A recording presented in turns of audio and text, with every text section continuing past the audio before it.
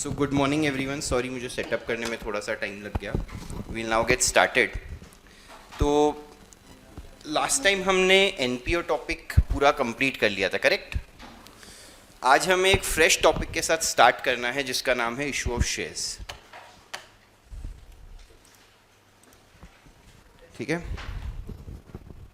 सिर्फ अपनी नोटबुक निकाल लीजिए और कुछ नहीं.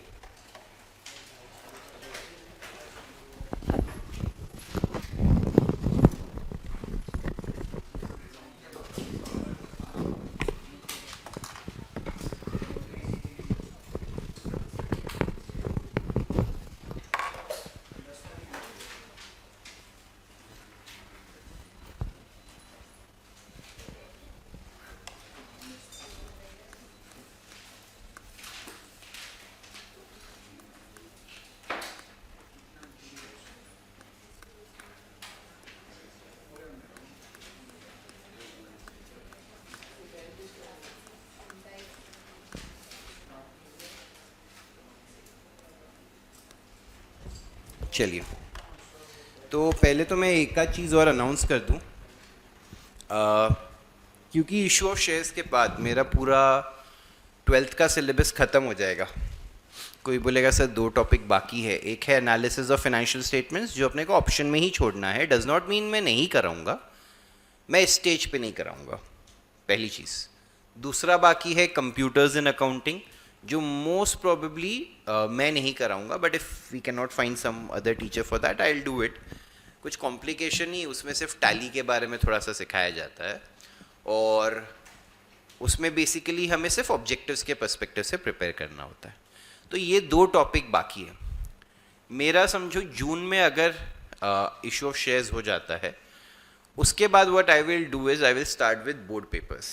बोर्ड पेपर्स के साथ स्टार्ट करूँगा इन द सेंस मैं आपको रफली एवरी 2 वीक्स एक बोर्ड पेपर लिखने को दूंगा और मे बी क्लास में शॉर्ट में 1 आवर में उसका आंसर्स डिस्कस कर लूँगा.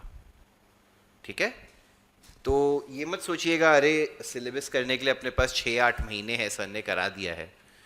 मेरा तो प्रिपरेशन विद बोर्ड पेपर्स मैं सोच रहा हूँ सितंबर एंड तक ख़त्म कर दूँ. Am I making sense? अगर मैं बोल रहा हूँ जून एंड तक सिलेबस हो जाएगा, एवरी 15 डेज घर पे से लिखने दूंगा मैं आपको. क्लासरूम में बुला के एकदम टेस्ट के उससे नहीं लिखना. तो इसमें थोड़ा जो क्लासेस टेस्ट कंडक्ट करेगी वो तो सेपरेट ही है.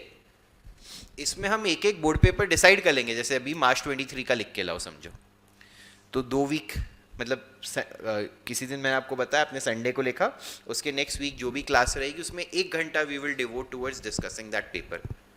आप समझ रहे हैं मैं क्या कहना चाहता हूँ यहाँ पे? तो इस तरीके से आपके 3 महीने में 6 पेपर्स भी लिख के हो जाएंगे. By September you will be done with 6 papers also. Does that sound good? So this is what I am planning. इसके लिए आपको थोड़ा एफर्ट्स लेना पड़ेगा कि आपको सिलेबस कंप्लीट करना पड़ेगा. आई होप अकाउंट्स सब लोग ने अच्छे से पढ़ा है एंड उसी हिसाब से ये प्लान बना रहा हूँ मैं. तो वील एग्जीक्यूट दिस. कुछ इश्यूज़ हैं इसमें किसी को तो बताइए. ठीक है, आज के लिए हम इशू ऑफ शेयर स्टार्ट करते हैं. बहुत इंपॉर्टेंट टॉपिक, नीडलेस टू से. कोई भी टाइम पास करने की अगर सोच रहा हो तो मैं रिक्वेस्ट करूंगा आप अभी ही घर चले जाइए. I am more than happy.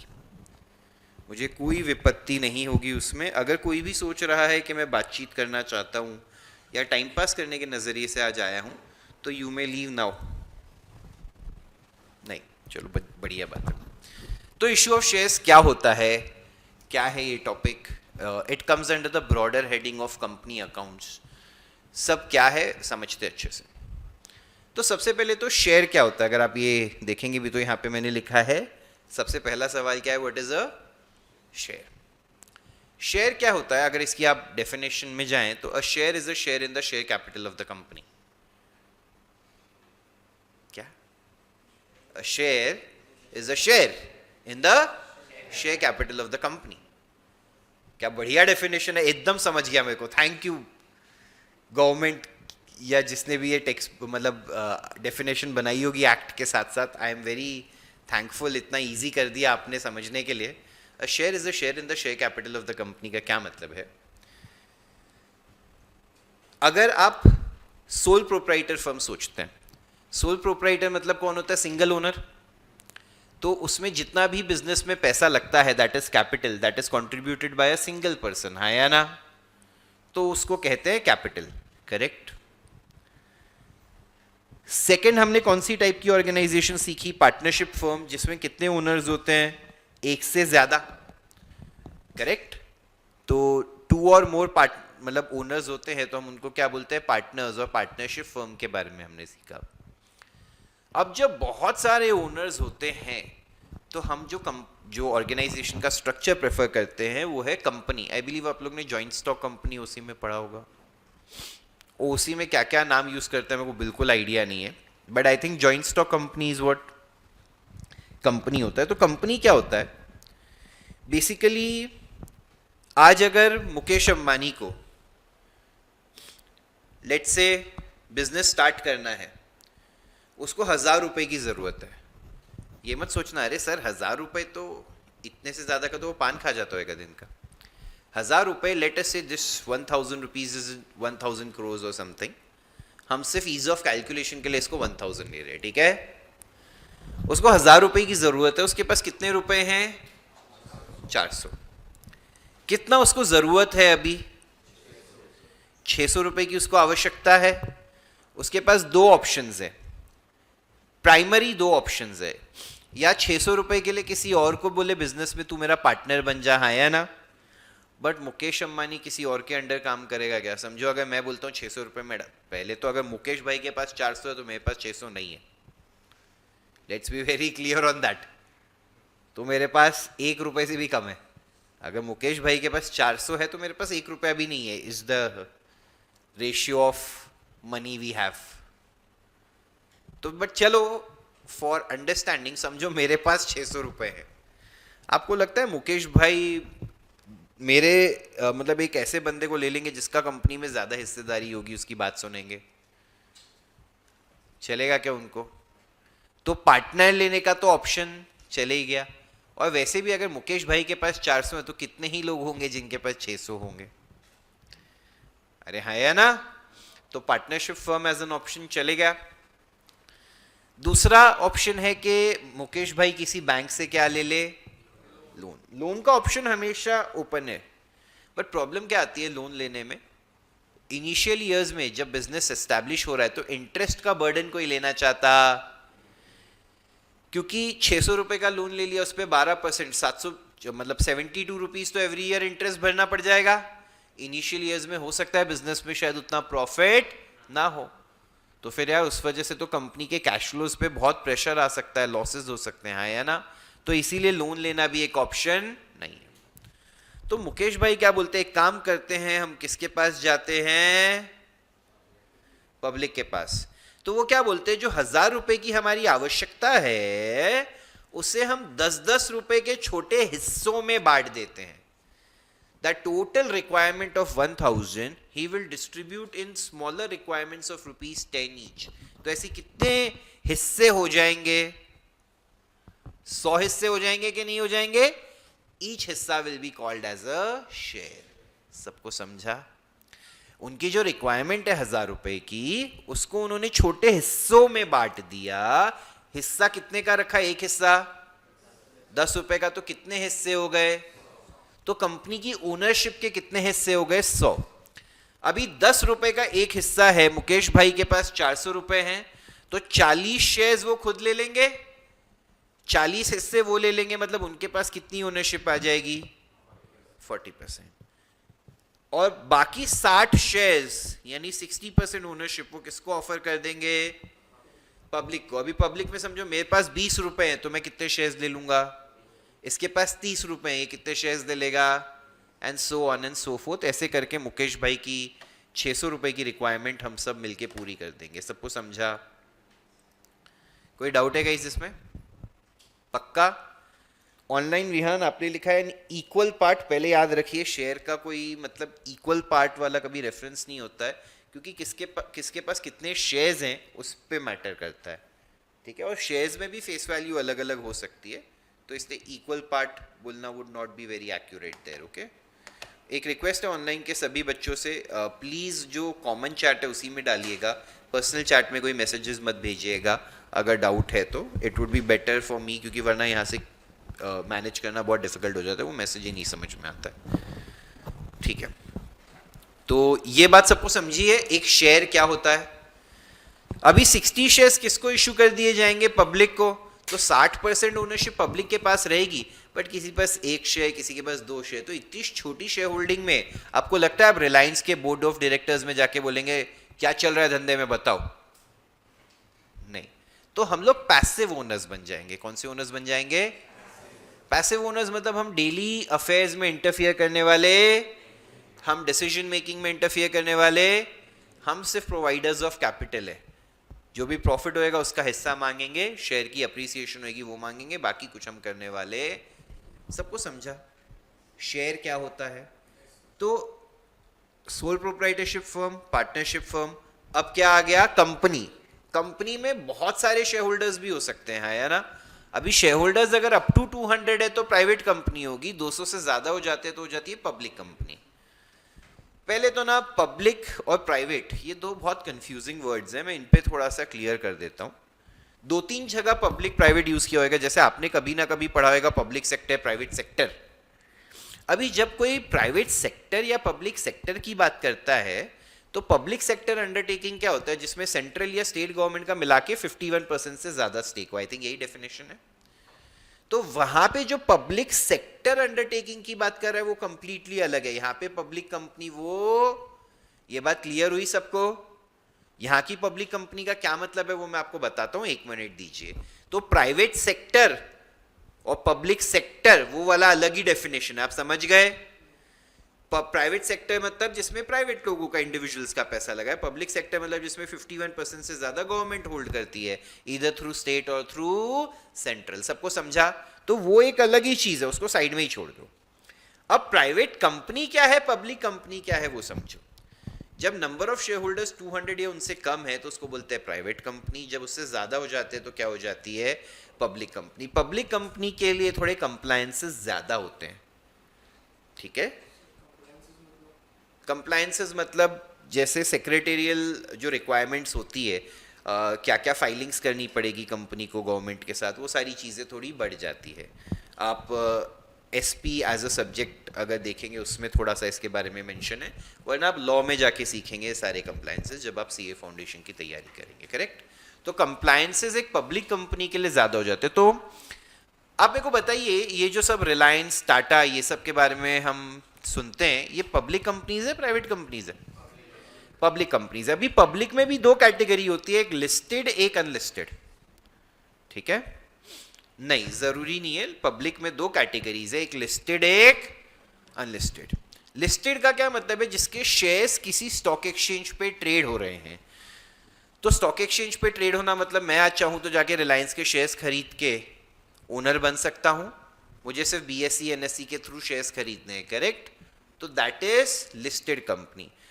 Public companies unlisted भी रहती हैं जिसके शेयर स्टॉक एक्सचेंज पे ट्रेड हो रहे नहीं है, बट अगर कोई अपनी कंपनी को पब्लिक कंपनी में कन्वर्ट करता है ना, तो उसका लॉजिक यही है कि उसका इवेंचुअल टारगेट लिस्टिंग है। आप समझ रहे हैं? कोई भी प्राइवेट से पब्लिक में कन्वर्ट करता है तो 90% चांसेस यही है कि उसका इवेंचुअल टारगेट क्या है कि मुझे कंपनी को क्या करवाना है?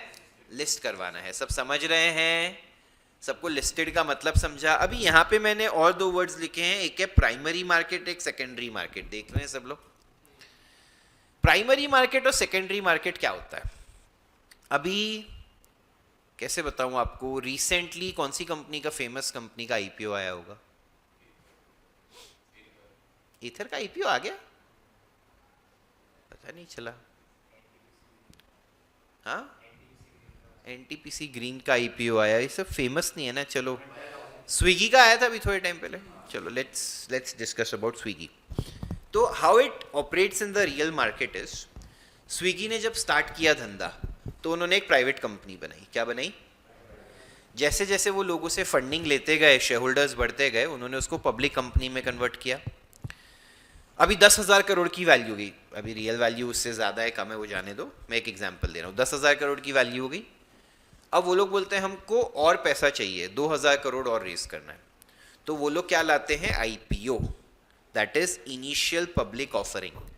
जो आप लोग आजकल बहुत सुनते हो ना, अरे आईपीओ में बहुत पैसा है, आईपीओ में बहुत पैसा है। तो इनिशियल पब्लिक ऑफरिंग वो लोग क्या करेंगे, अब वो लोग क्या करेंगे,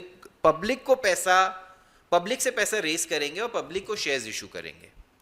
अभी तक तो उन्होंने फंडिंग ली थी अलग अलग इन्वेस्टर्स से, अभी वो लोग किसको अप्रोच कर रहे हैं, पब्लिक को। तो पब्लिक से पैसा डलवाएंगे वाया एन आईपीओ, तो जब कंपनी आईपीओ के थ्रू पब्लिक से पैसा रेस करती है उसको बोलते हैं प्राइमरी मार्केट। क्या बोलते हैं?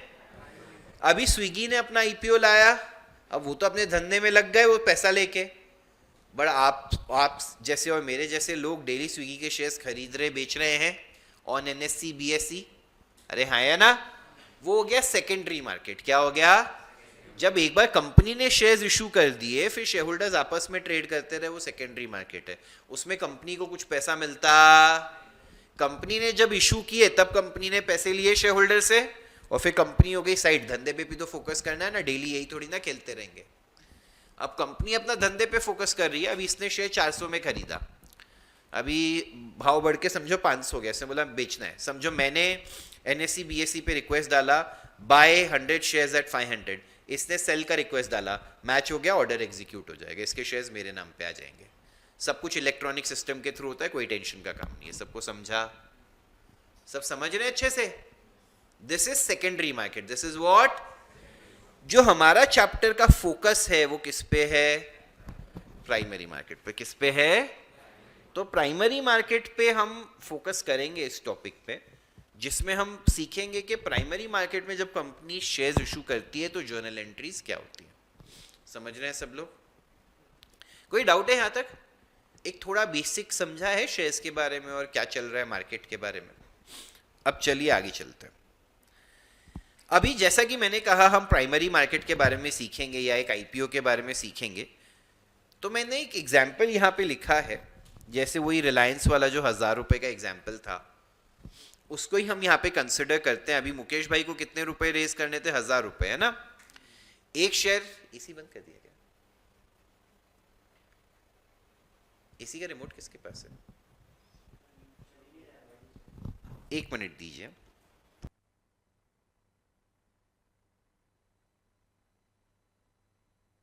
चलिए आगे चलते हैं। चलिए गाइस, क्या हो गया? बंद हो गया? हवा आ रही है?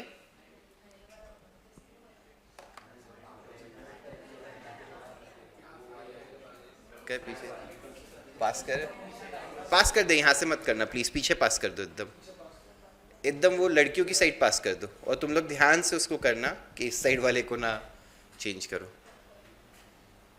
कम कर दे एक बार, वो सिर्फ टेम्परेचर कम कर दे, हो जाएगा एक्ट।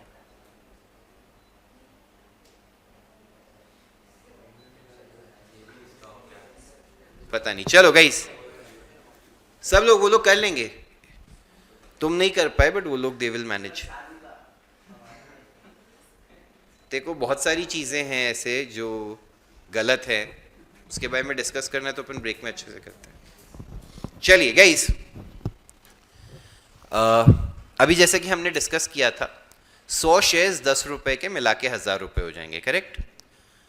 अभी मुकेश भाई जो मैं एग्जाम्पल कंसिडर करूंगा उसमें और रियल लाइफ में एक फ़र्क क्या होता है पता है? रियल लाइफ में कंपनी ऑलरेडी एक्टिव रहती है और वो थोड़े से फंड्स एक्स्ट्रा रेज करती है थ्रू एन आईपीओ। हम यहाँ पे जो एग्जाम्पल कंसिडर करेंगे ना उसमें हम ऐसा समझेंगे जैसे बिजनेस पूरा स्टार्ट ही अभी हो रहा है, वैसे रियलिटी में कभी ऐसा होता नहीं है। नॉर्मली एक एग्जिस्टिंग कंपनी होती है, वो अपने शेयर्स इशू करके थोड़े और पैसे रेज करती है। अब ये बंद हो गया तो मेरे पास कब आएगी? मेरा सिर्फ सवाल ये है,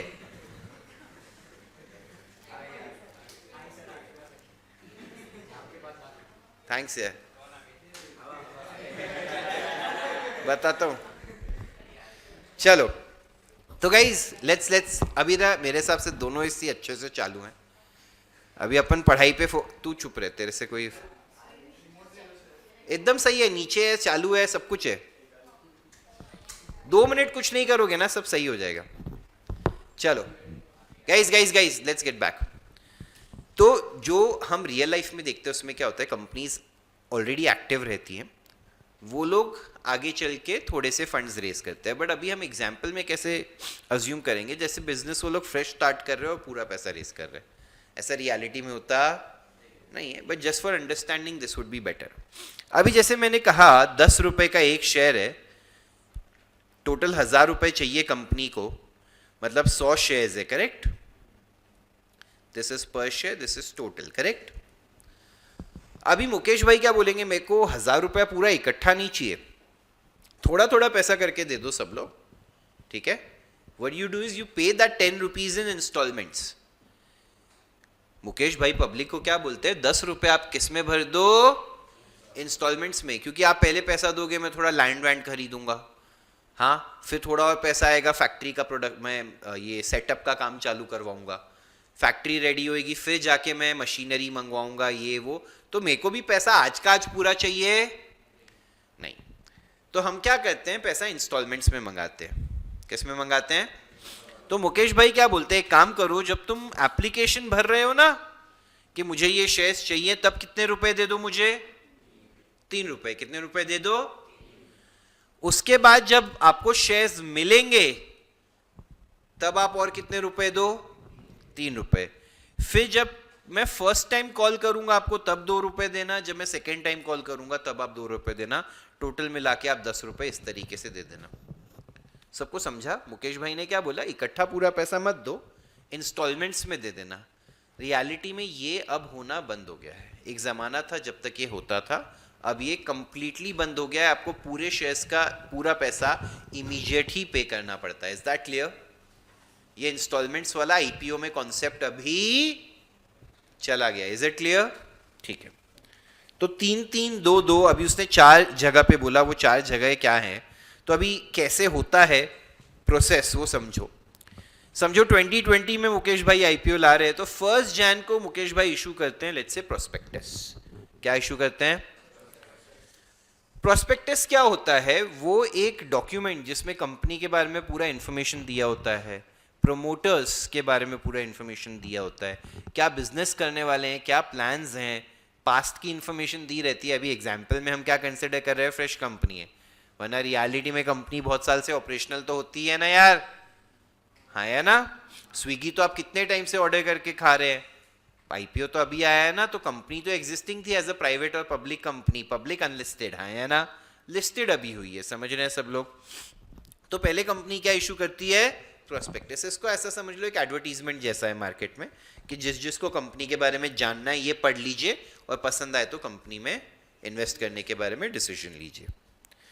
कंपनी 1 जैन को प्रोस्पेक्टस निकालती है और लोगों को 2 महीने का टाइम देती है। जिसको अप्लाई करना है, कितना रुपया भरना पड़ेगा? याद है एप्लीकेशन पे 3 रुपया था, 3 रुपया हमारे बैंक अकाउंट में भर दो, जितने शेयर्स आपको चाहिए उससे मल्टीप्लाई करके। जैसे मेरे को 5 शेयर्स चाहिए, तो 5 शेयर्स इंटू 3 15 रुपया, हाँ है ना? मैं भर दूंगा कंपनी के बैंक अकाउंट में, और साथ साथ में फॉर्म भर दूंगा अपने ब्रोकर के पास।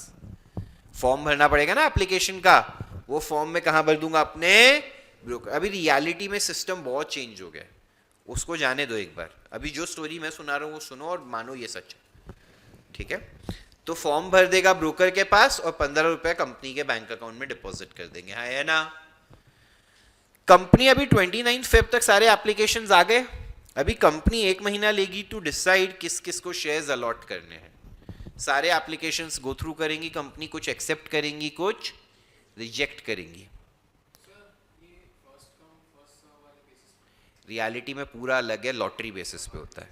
रियलिटी इज लॉटरी बेसिस, क्योंकि आजकल आईपीओ में मतलब 200-300 टाइम्स सब्सक्रिप्शन जाता है। तो अगर किसी को 10 करोड़ रुपए रेस करने हैं, तो गुजरातियों के पास इतना पैसा पड़ा है, सीधा 2000 करोड़ का सब्सक्रिप्शन आ जाता है। कहाँ से ला रहे हैं मेरे को तो समझ ही नहीं आ रहा। तो गुजरात पूरा सब कुछ छोड़ छाड़ के बोलता है चलो आईपीओ अप्लाई करेंगे। आपको पता है कोई आईपीओ सक्सेसफुल होगा या नहीं होगा ना, वो कैसे पता चलता है? कि राजकोट में उस आईपीओ को कितना सब्सक्राइब किया गया है, इस क्लियर इंडिकेशन के वो आईपीओ मतलब कितना ज़्यादा प्रीमियम पे खुलेगा। राजकोट से इतने आईपीओस पे सब्सक्राइब किया जाता है। आपको पता भी था राजकोट इतना बड़ा हब है शेयर मार्केट के लिए? You never know what goes on, ठीक है? तो चलो गोइंग अहेड, मैं आपको ये बता रहा था कंपनी 1 महीना लेगी टू डिसाइड किस किस को शेयर्स देने हैं, और जिन जिन को शेयर्स देने हैं उनको 31 मार्च को लेटर भेज देगी कि आपकी एप्लीकेशन के अगेंस्ट हम आपको शेयर्स अलॉट कर रहे हैं, जिनको नहीं देने हैं उनको रिजेक्शन का मैसेज आ जाएगा। सबको समझा? कोई डिफिकल्टी यहां तक? और ये जो 31 मार्च को लेटर जाएगा, रिजेक्शन पे यस मिलते हैं, वरना तो कोई भरेगा ही नहीं, वरना तो कंपनी के मजे हो जाएंगे। अभी तुम सोचो न्यूज़ में तुम सुनते हो 10 करोड़ रेज करना था, 67 टाइम सब्सक्रिप्शन आया, 670 करोड़, तो 660 करोड़ का प्रॉफिट। मैं भी कल आईपीओ ले आऊंगा, 2 क्लासरूम अपने कहीं चालू करके, आजकल तो कुछ भी लिस्ट करवा दो, सब चल रहा है। एक तो ये टाइम पहले एक यामाहा के 2 शोरूम वाली कंपनी ने अपने आप को लिस्ट करवा दिया था, सिर्फ यामाहा के 2 शोरूम है दिल्ली नोएडा साइड, बस 20-25 एम्प्लॉइज है टोटल में। उन्होंने लिस्टिंग के लिए चले गए और public going crazy, oh my God IPO आ गया। उसका देखना एक बार, तुम पढ़ना, Yamaha 2 showroom company gets listed, उसके बारे में ऐसा गूगल करना, तुमको पता चलेगा कितना क्रेजी क्रेज हो गया है। ठीक है, चलो कमिंग बैक, तो पैसा तो रिफंड होएगा ही। 31 मार्च को हमने लेटर भेजा कि आपके शेयर्स को हमने, आपके एप्लीकेशन को हमने एक्सेप्ट किया है, हम आपको शेयर्स अलॉट करने वाले हैं। अब क्योंकि हम आपको शेयर्स अलॉट कर रहे हैं, आप नेक्स्ट इंस्टॉलमेंट भर दीजिए। क्या भर दीजिए? पहले आपने एप्लीकेशन मनी भरा, अब आप अलॉटमेंट मनी भरिए। क्या भरिए? क्योंकि अब हमने आपको अपनी कंपनी का हिस्सेदार माना है। तो 1 महीने का टाइम दिया जाएगा, that is the last date for payment of allotment money. Saravana समझ लो। फिर कंपनी अपना काम करती रहेगी। 2 महीने बाद लेट्स से 1 जून को कंपनी को पैसे की जरूरत पड़ेगी, तो कंपनी सबको लेटर भेजेगी कि नेक्स्ट इंस्टॉलमेंट 2 रुपए का, that is the first call का पैसा आप भेजिए, हाँ या ना। और जिस दिन लेटर भेजेंगे थोड़ा टाइम तो देना पड़ेगा, तो कंपनी ने टाइम कब तक का दिया? 15 जून। बोला 15 जून तक तुम इसकी पेमेंट कर देना। सबको अच्छे से समझा? This is the last date for making the payment of first call, making the payment of. और फिर जब बची हुई जरूरत पड़ेगी तो 1 अक्टूबर को मैसेज करेंगे सेकंड कॉल के लिए, और 15 अक्टूबर लास्ट डेट होगी for payment of second call. Please बताइए सबको ये प्रोसेस समझा? हाँ, लिस्ट तो तेरा 31 मार्च को हो जाएगा। 31 मार्च के एक्चुअली 1-2 दिन बाद होता है। अरे रियलिटी में नहीं होता, इसलिए मैं बोल रहा हूँ ना। रियलिटी में देखो, जिस दिन अलॉटमेंट का पता चलता है उसके 1-2 दिन में लिस्ट हो जाता है, और आगे के इंस्टॉलमेंट्स का कुछ होता ही नहीं है, सब खत्म हो गया, स्टोरी खत्म। आगे के इंस्टॉलमेंट्स कोई नहीं भरता है तो क्या होएगा वो हम देखेंगे आगे चैप्टर में। इसीलिए चैप्टर को मैंने कहा था 3 से 6 घंटा थियरी में जाएगा। ठीक है, आज का पूरा लेक्चर सिर्फ हम इसके अलग अलग वेराइटीज पढ़ने वाले हैं। पूरे चैप्टर जर्नल बेस्ड है, तो अपनी जर्नल एंट्रीज के रूल्स को एकदम अच्छे से अप्लाई करना पड़ेगा, और कुछ नहीं है इस टॉपिक में। बैलेंस शीट बनाना सीए फाउंडेशन का मेन पार्ट है, 12th में है, बट कोई पूछता नहीं है। महाराष्ट्र बोर्ड का पेपर तो आपने देखा है, बोला तकलीफ नहीं दे सकते बच्चों को, बैलेंस शीट बनाने में तकलीफ हो जाएगी बच्चे को, कहीं फेल वेल हो गया। नहीं, कुछ भी लगता है टफ जिससे बच्चा फेल हो सकता है उसको सिलेबस से हटा देते हैं। यूं नहीं कि ऐसे बच्चे को हटाएं अपन, सिस्टम ही गलत है। बच्चे को रखेंगे, इसको आगे लेके जाएंगे लड़के को या लड़की को ग्रेजुएशन में, सिलेबस हटा देंगे। ठीक है, innovative approach, modern problems require modern solution. सबको ये समझा है क्या? अच्छे से स्टोरी समझी सबको? चलिए आगे बढ़ते हैं। अब इन अलग अलग डेट्स पे एंट्रीज क्या होंगी वो हम देखते हैं। अभी आप फोकस सिर्फ और सिर्फ सिनेरियो 1 पे कीजिएगा। किस पे कीजिएगा? सिनेरियो 1। पहली डेट पे कंपनी ने प्रोस्पेक्टस इशू किया, इस डेट पे कुछ एंट्री होगी क्या? नहीं, हमने प्रोस्पेक्टस इशू किया, लोग पढ़ रहे हैं, इसमें क्या एंट्री? 29 फरवरी को, क्योंकि 2020 था, लीप ईयर था, तो 29 फेब को लोगों ने एप्लीकेशन का पैसा डिपॉजिट कर दिया होगा हमारे अकाउंट में, हाँ या ना? अभी किया तो 1 जैन से 29 फेब के बीच में होगा, बट हम उसकी इकट्ठा एंट्री कब पास करेंगे? रियलिटी में वो एंट्री हर डेट पे होती रहेगी, बट उतना आपके पास टाइम नहीं है। एग्जाम में क्या 200 एंट्री एक ही चीज़ की पास करोगे क्या पागल की तरह? नहीं, तो हम 29 फेब को इकट्ठा एंट्री पास करेंगे। हम कितने शेयर्स इशू करना चाहते थे? लेट्स से डिमांड भी कितने का आया है, एप्लीकेशन लेट्स से 100 शेयर्स की ही आई है, कितने की आई है, कुछ भी एक्स्ट्रा डिमांड आई, ये बात सबको समझी। हमने एप्लीकेशन पे कितना रुपया मांगा था, तो हमारे पास आज कितना रुपया आएगा, सब अग्री करते हैं कि नहीं करते हैं, हमारे पास आज 300 रुपया आएगा। एंट्री क्या होगी, कंपनी के नजरिए से सोचो, पैसा आया क्या होएगा, बैंक का असेट बढ़ जाएगा। बैंक का असेट बढ़ाने के लिए क्या करूंगा, डेबिट। बैंक अकाउंट डेबिट हो रहा है, एक चीज क्लियर है। नॉर्मली जब ओनर्स बिजनेस में पैसा डालते थे तो एंट्री क्या होती थी, bank account debit to capital होती थी, हाँ है ना। अब यहां पे क्या है ना, ये लोग अभी तक ओनर बने क्यों नहीं बने, क्योंकि इनको शेयर्स अभी तक अलॉट नहीं हुए। देखो अभी तक एप्लीकेशन, हो सकता है कल मैं रिजेक्ट कर दूं, बोलूं तू पसंद नहीं आया, हो सकता है कोई कॉम्पिटिटर उसके शेयर्स रिजेक्ट कर दे, हो सकता है कंपनी आईपीओ कैंसिल कर दे, कुछ भी हो सकता है कि नहीं हो सकता है। आज अभी तक वो ओनर्स बने हैं क्या, जब तक शेयर्स अलॉट नहीं होते कोई ओनर बनता। तो आज के लिए हम बैंक का असेट बढ़ाएंगे और शेयर एप्लीकेशन नाम की लायबिलिटी। क्यों लायबिलिटी, क्योंकि हमने इन लोगों से पैसा लिया है और इनको अभी हमें शेयर्स देने बाकी हैं। सरवाना समझ ल कि नहीं, असेट बढ़ाने के लिए डेबिट, लायबिलिटी बढ़ाने के लिए क्रेडिट, इजी टफ। पहली एंट्री हो गई, दैट इज देखो 1 Jan को there is no entry, 29 Feb को bank account debit to share application account. Guys ये यहाँ पे जो लिखा हुआ है उससे समझा रहा हूँ, कुछ डिफिकल्टी तो नहीं आ रही, हाँ पक्का। इसमें ना अगर आप देखोगे तो यहाँ पे अगर किसी का ध्यान जा रहा है, देखोगे यहाँ पे है अभी ये पीडीएफ, मतलब मैं बता रहा हूँ इतना हम डिस्कस कर चुके हैं और हमने 20% भी कवर नहीं किया है। तो इतनी सारी वेराइटीज है, मैं चाहता हूँ मैं नोट से शांति से पढ़ा दूँ, वो लिखने का टाइम सेव करके वो एक्सप्लेनेशन पे ज़्यादा डालूँ। इज दैट ओके, सब अच्छे से समझ पा रहे हैं यहाँ तक। तो जिस दिन हमें एप्लीकेशन का पैसा आएगा 100 शेयर्स पे 3 रुपया, हमें 300 रुपया मिला, बैंक का असेट बढ़ गया बढ़ाने के लिए डेबिट, और शेयर एप्लीकेशन की लायबिलिटी बढ़ गई बढ़ाने के लिए क्रेडिट। प्लीज बताइए पहली एंट्री सबको क्लियर है। 29 Feb के बाद अगला ट्रांजैक्शन या अगली चीज क्या डेट पे हो रही है, 31 मार्च को। 31 मार्च को हम शेयर्स अलॉट कर रहे हैं, हाँ या ना। अभी क्योंकि हमने 100 शेयर्स इशू करना चाहा था और हमें डिमांड भी 100 ही का आया था, beggars are not choosers right, तो हमने जितना मांगा उतना ही मिला है, तो कुछ रिजेक्ट विजेक्ट करने का सिनारियो नहीं है, हाँ या ना। समझ रहे हैं कि नहीं समझ रहे। अभी जैसे कोई लड़का है, हाँ एक ही लड़की है जो उस लड़के को पसंद करती है, एक भी बहुत ज्यादा बोल दिया, तो लड़के के पास ऑप्शन है क्या, उसी लड़की को हाँ बोल देगा। लड़की के पास 4 लड़के हैं तो वो सिलेक्ट और रिजेक्ट कर सकती है कि नहीं कर सकती है। यहां पे आप लोग बेगर्स हैं, यू कैन नॉट चूज। आपके पास 100 शेयर्स की डिमांड आई है, आपको उन सबको इशू करना पड़ेगा। इज दैट क्लियर, हाँ इतना दुखी मत हो, बेचारे अपनी लाइफ के इंस्टेंसेस में चले गए, कोई बात नहीं वापस आ जाइए। 100 शेयर्स की डिमांड है, हम 100 शेयर्स इशू करना चाहते हैं। 31 मार्च को हम उन लोगों को बोलेंगे कि अभी आप हमारी कंपनी के शेयर होल्डर बन गए हैं। क्या बन गए हैं, हमने ये बात उनको 29 Feb को कही थी क्या, नहीं, क्योंकि 29 Feb को हमने सोचा था कि शायद ज्यादा एप्लीकेशंस आए हो, हम सॉर्ट आउट करेंगे, बाद में देखा तो पोपट हो गया।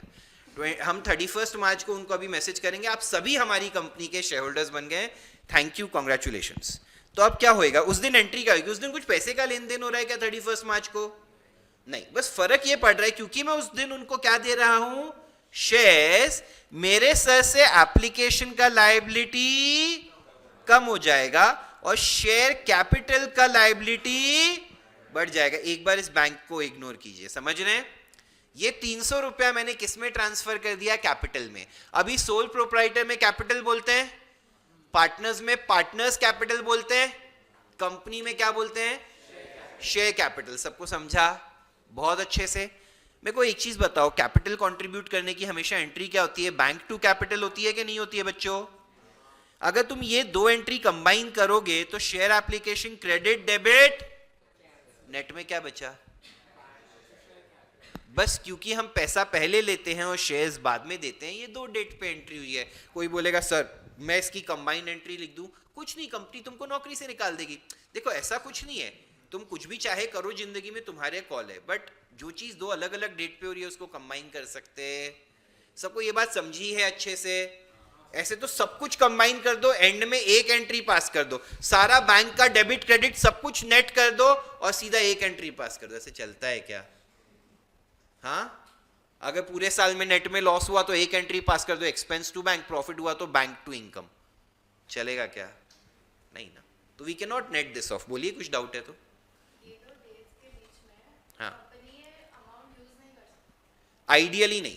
हाँ, जब तक शेयर्स अलॉट नहीं होते तब तक नहीं यूज कर सकते। रियलिटी में ना आज की तारीख में क्या होता है, अगर आईपीओ का एडवर्टीजमेंट आता है, रेड हेरिंग प्रोस्पेक्टस जब मार्केट में आता है, तो कंपनी क्या बोलती है, जैसे 1 तारीख को डाला, बोलेगी 10 तारीख तक आप मतलब बीच में 3 दिन के लिए आईपीओ एप्लीकेशन को भी खोलते हैं कि 8, 9, 10 3 दिन में आप अप्लाई कीजिए, फिर 3-4 दिन लेंगे, उसके बाद लिस्ट कर देंगे। बस इतना ही। आजकल हफ्ते 10 दिन में, 15 दिन में प्रोसेस पूरा खत्म हो जाता है। समझे? ये तो मैं एक पूरा साल टाइम पास कराऊंगा इसमें, सम में। रियलिटी में भी ये 15 दिन का काम है, समझे? हाँ, वो 15 दिन तक पहुंचने के लिए उससे पहले कंपनी को बहुत सारी कंप्लायंसेस या बहुत सारे लीगल चीज़ें, रिक्वायरमेंट्स मीट करनी पड़ती है, बट वो लोग वो करते हैं, उसको मैं पब्लिक को इन्वॉल्व नहीं करते। जैसे ऑडिट करानी पड़ती है, जहाँ पे आप काम आएंगे, 5 साल के पिछले फिनेंशियल स्टेटमेंट्स वापस से री ऑडिट करवाने पड़ते हैं कि उसमें कुछ भी गड़बड़ तो नहीं है। समझ रहे हो? तो वहाँ पे तुम्हारा काम आता है एज अ सीए। अगर तुम उस कंपनी के ऑडिटर हो तो उस चीज़ में तुम हेल्प आउट करते हो, बहुत पैसा मिलता है उसका। मैंने अभी तक कोई आईपीओ असाइनमेंट पे काम नहीं किया आज तक, बट हाँ, it is a great experience, I have heard. बोल। हाँ हाँ, मन तो है, कभी मौका मिलेगा तो करेंगे। यस। तो इसलिए मैं आपको बोलता हूँ, जैसे आप बिग 4 बिग 6 जाने के लिए मैं क्यों बोलता हूँ, क्योंकि ऐसी सब जगहों पे जाओगे तो तुमको ये मौका मिलेगा। अभी तुम बोलोगे सर आपको तो नहीं मिला, it was somehow in luck. Mostly ऐसा हुआ कि मैं जिस फेज़ में नहीं था, उस फेज़ में मेरी टीम ने बहुत आईपीओस पे काम किया। तो जिस पर्सन को मैं रिपोर्ट करता हूँ, he has personally worked on 7-8 IPOs. I somehow never got the opportunity कि उस फेज में मैं फुल टाइम टीचिंग में ही था, तो वैसा तो, but this opportunity definitely comes. Online काफ़ी लोगों को नेटवर्क का इशू आ रहा है क्या?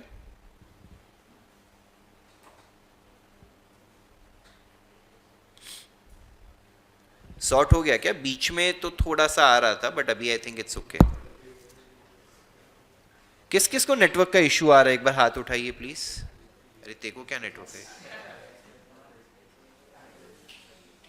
धर्मवीर तू क्या कर रहा है ना, मेरे को बिल्कुल नहीं समझ रहा है। तू थम्स अप। हाँ,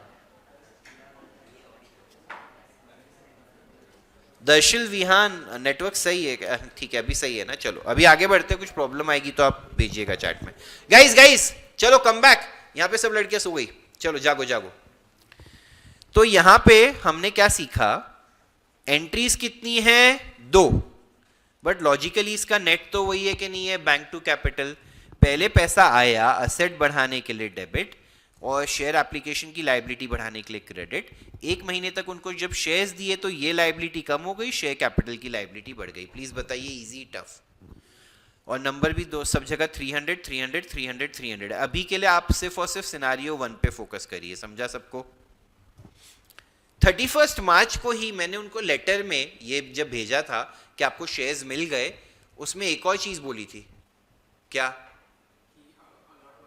अलॉटमेंट का पैसा दे दो। तो जैसे ही मैंने ये इंस्ट्रक्शन उनको दिया, दे बिकेम लायबल टू पे दैट मनी। अरे हाँ या ना? जैसे ही 31 मार्च को उनको शेयर्स अलॉट हुए, उनकी जिम्मेदारी बन गई अगली 3 रुपए का इंस्टॉलमेंट देने की। वो क्या है, अलॉटमेंट मनी है कि नहीं है? तो 31 मार्च को ही जैसे ही लेटर भेजा, मेरा ये पैसा ड्यू हो गया कि नहीं हो गया? ड्यू हो गया, तो शेयर अलॉटमेंट का असेट बढ़ गया, हाँ या ना? बट सेम डेट पे पैसा आ रहा नहीं है, इसलिए मतलब पैसा आया होता तो बैंक का असेट बढ़ता, पैसा नहीं आया इसलिए मैंने रिसीवेबल का असेट बढ़ाया, जिसका नाम क्या है? Share allotment. और ये पैसा इवेंचुअली है तो शेयर होल्डर्स का ही कि नहीं? तो शेयर कैपिटल की लायबिलिटी बढ़ गई, share allotment to share capital. सबको समझा? 1 महीने बाद 30 अप्रैल को जब वो लोग पैसे बढ़ देंगे तो मेरा बैंक का असेट और शेयर अलॉटमेंट नाम का एसेट कम हो जाएगा. Easy tough. इन दोनों एंट्रीज को भी नेट करो तो शेयर अलॉटमेंट डेबिट क्रेडिट में से क्या हो जाएगा, नेट में क्या बचेगा, बैंक टू शेयर कैपिटल ही बचेगा कि नहीं बचेगा. ये दो एंट्रीज और ये दो एंट्रीज साथ साथ में नेट होती जा रही है कि नहीं होती जा रही है. हर एक जगह नेट एंट्री क्या है, बैंक टू शेयर कैपिटल है कि नहीं है. सबको अच्छे से समझ रहा है.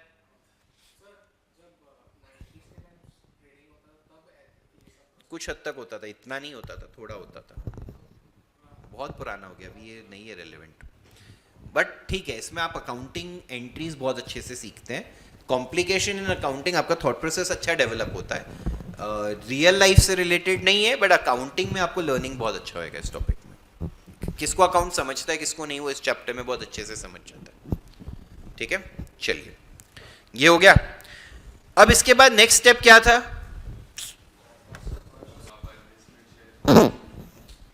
अनलिस्टेड शेयर्स, अगर मैं किसी कंपनी की ऑडिट कर रहा हूँ, मैं उसके शेयर्स ले लेता हूँ तो मेरा इंडिपेंडेंस कॉन्फ्लिक्ट हो जाता है. अगर गवर्नमेंट को पता चल गया तो मेरे को जेल में डाल देंगे. When you are holding shares of a company, you cannot audit it क्योंकि आपका biased opinion है. You have to be independent. आप आगे चल के ऑडिट जब सब्जेक्ट सीखेंगे तो इंडिपेंडेंस के बारे में सीखेंगे. आपने अगर कंपनी से 5,000 रुपए से भी ज़्यादा का उधार लिया हुआ है ना, तो आप उसकी ऑडिट नहीं कर सकते. समझ रहा है. एक मेरे जान पहचान में कोई बंदा है, उसके यहाँ पे ऐसा कुछ हुआ. तो किसी असाइनमेंट पे एक कोई, मतलब मैंने किसी से एकदम उड़ती उड़ती खबर है, मैं श्योर नहीं हूँ सच है कि नहीं है, बट कोई एक टीम किसी ऑडिट पे थी और मे बी उनको पता था कि कुछ मर्जर वर्जर होने वाला है या कुछ है, तो सबने उसके कंपनी के शेयर्स खरीद लिए कि चलो भाव बढ़ने वाला है. और फिर सेबी ने इन्वेस्टिगेशन लॉन्च कर दिया.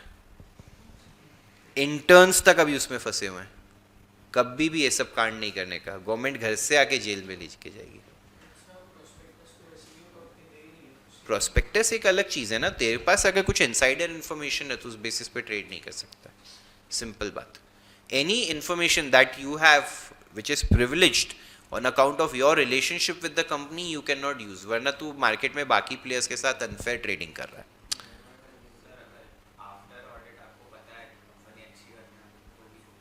अरे आफ्टर ऑडिट बट तू कंटिन्यू तो कर ही रहा है ना, अगले साल भी तो ऑडिट पे जाएगा ही, ऐसा थोड़ी ना होता है.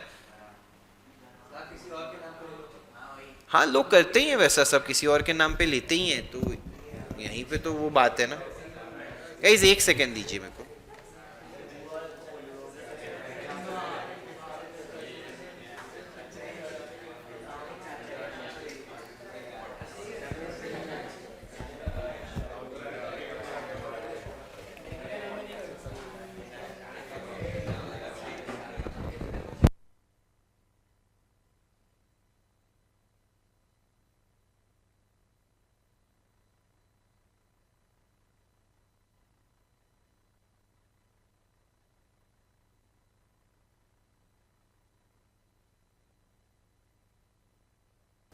हाँ, ये एक काम कीजिए, तब तक लिख लीजिए सो दैट जो ऑनलाइन स्टूडेंट्स हैं उनका टाइम मतलब वेस्ट ना हो कुछ.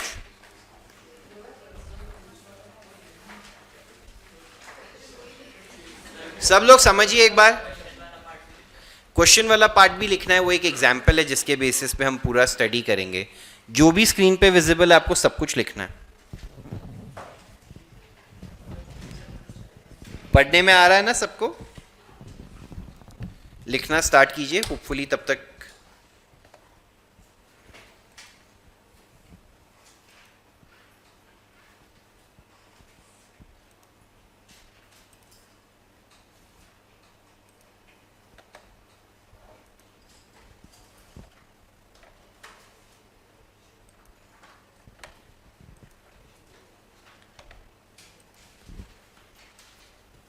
यहाँ से कनेक्टेड भी दिखा रहा है बट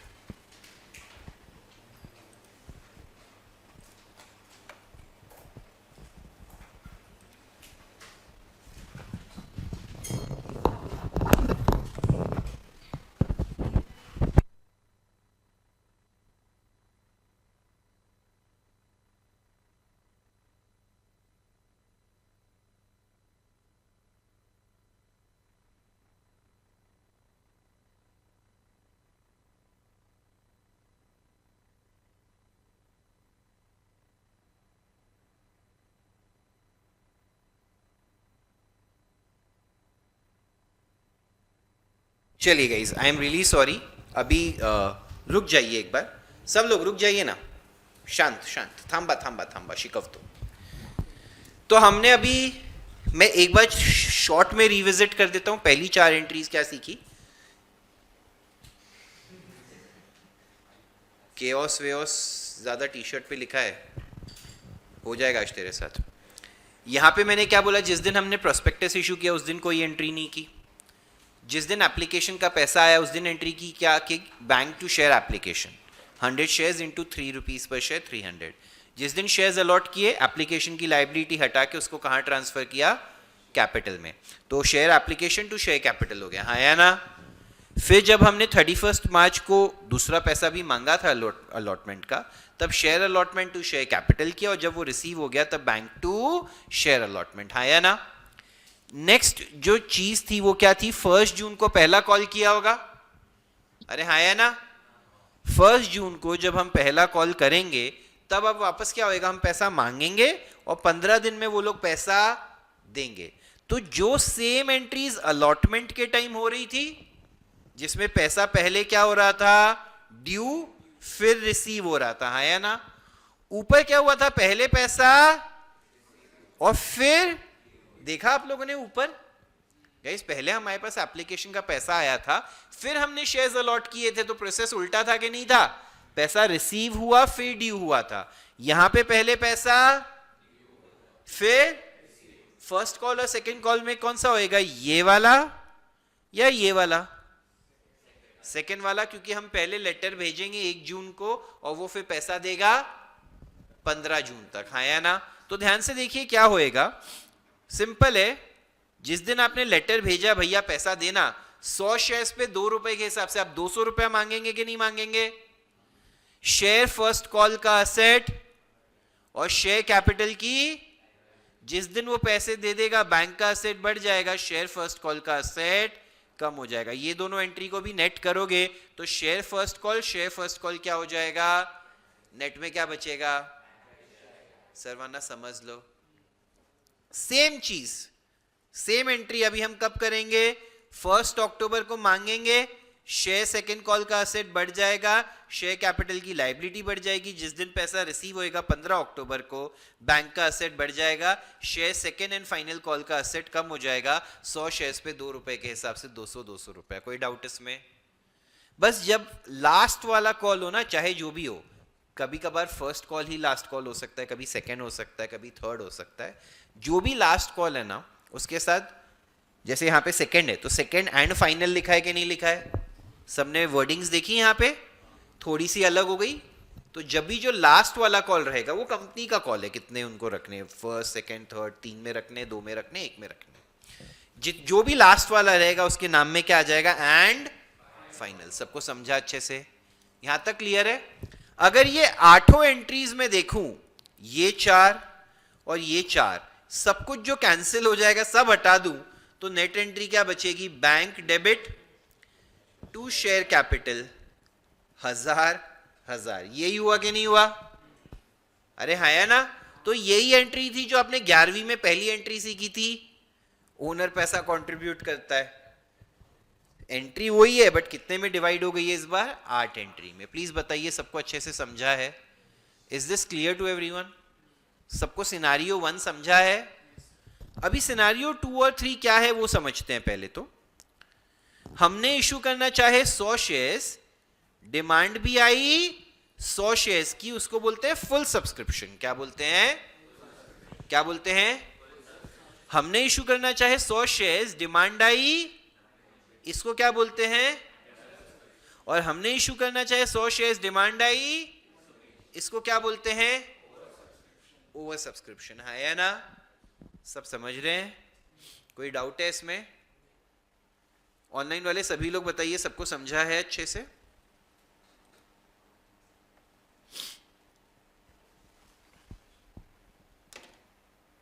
अरे ऑनलाइन सब आ गए ना यार जो पहले थे, there is no one else, right?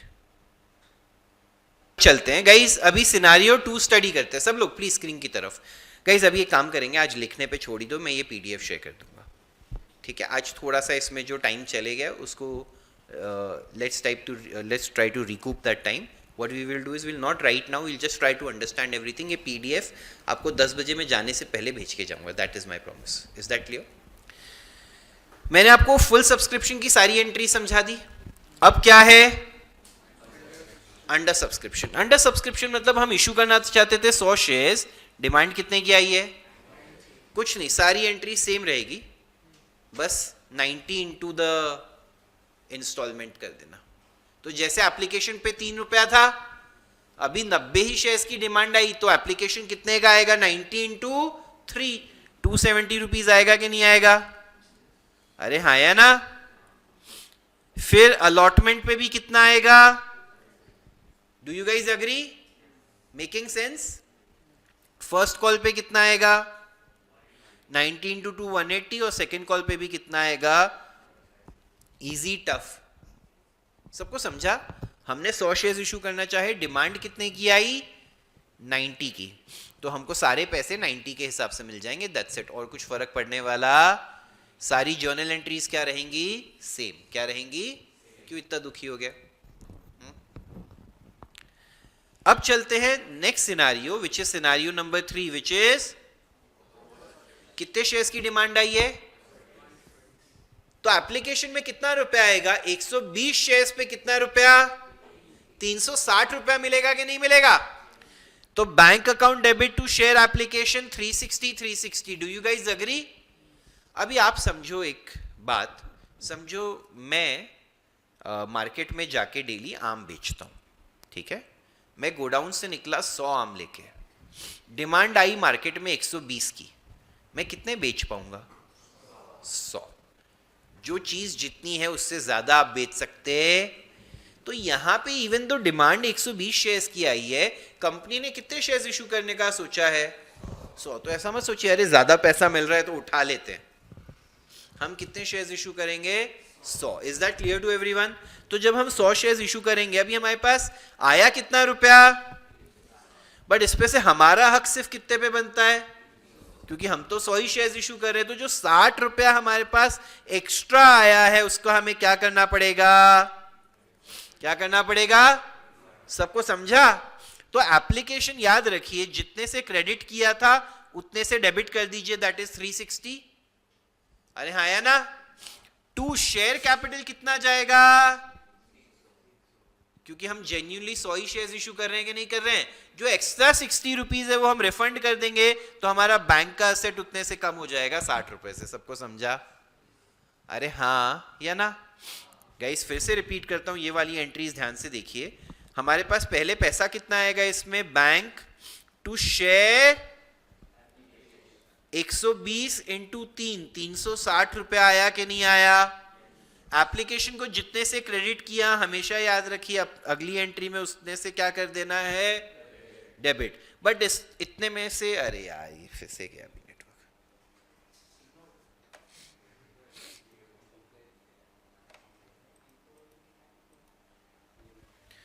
To share capital कितना होएगा? 300. टू बैंक कितना होएगा? 60. ये क्यों आया? क्योंकि जेन्युइन 100 शेयर्स है उस पे 3 रुपया, और ये जो एक्स्ट्रा पैसा है इसको हम क्या कर रहे हैं? रिफंड. प्लीज बताइए सबको समझा है? कोई डाउट्स इसमें? ठीक है, चलिए विल मूव फॉरवर्ड, आगे बढ़ते हैं. इसमें आगे की कोई एंट्रीज में चेंज आएगा क्या? ओवर सब्सक्रिप्शन में आगे की तो सारी एंट्री 100 शेयर्स के हिसाब से होंगी कि नहीं होंगी? क्योंकि 20 शेयर्स वालों का तो पैसा हमने क्या कर दिया? अब 20 शेयर्स इंटू 3 रुपया, जो 120 में से ऊपर के टॉप 20 मतलब अलग से 20 वाले थे, उनका पैसा हमने क्या कर दिया? रिफंड. तो आगे सब कुछ कितने शेयर्स के हिसाब से चलेगा? 100 शेयर्स के हिसाब से. कोई डाउट इसमें? तो आगे अलॉटमेंट में हमें 300 रुपया मिलेगा, यहाँ पे 200 रुपया, और यहाँ पे 200 रुपया. सबको समझा? इजी है या टफ है? मैं एक बार ना प्लीज लिखने का टाइम नहीं दे रहा हूँ, सब शांति से एक बार गो थ्रू करो और मेरे को बताओ सबको समझ रहा है क्या? मैं जो सब फालतू मैंने टिक मार्क विक मार्क किया हुआ है ना वो मिटा देता हूँ for your ease of understanding. ठीक है, प्लीज शांति से सारी एंट्रीज गो थ्रू कीजिए और मुझे बताइए एंट्रीज में कुछ डिफिकल्टी है क्या?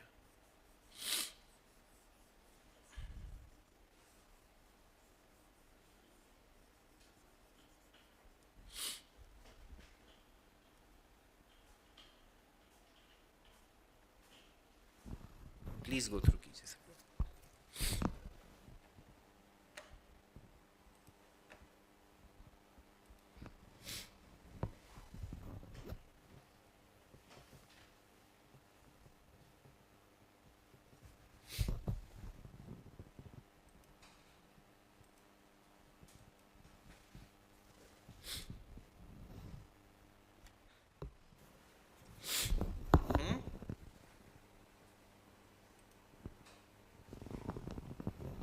इतना टफ था?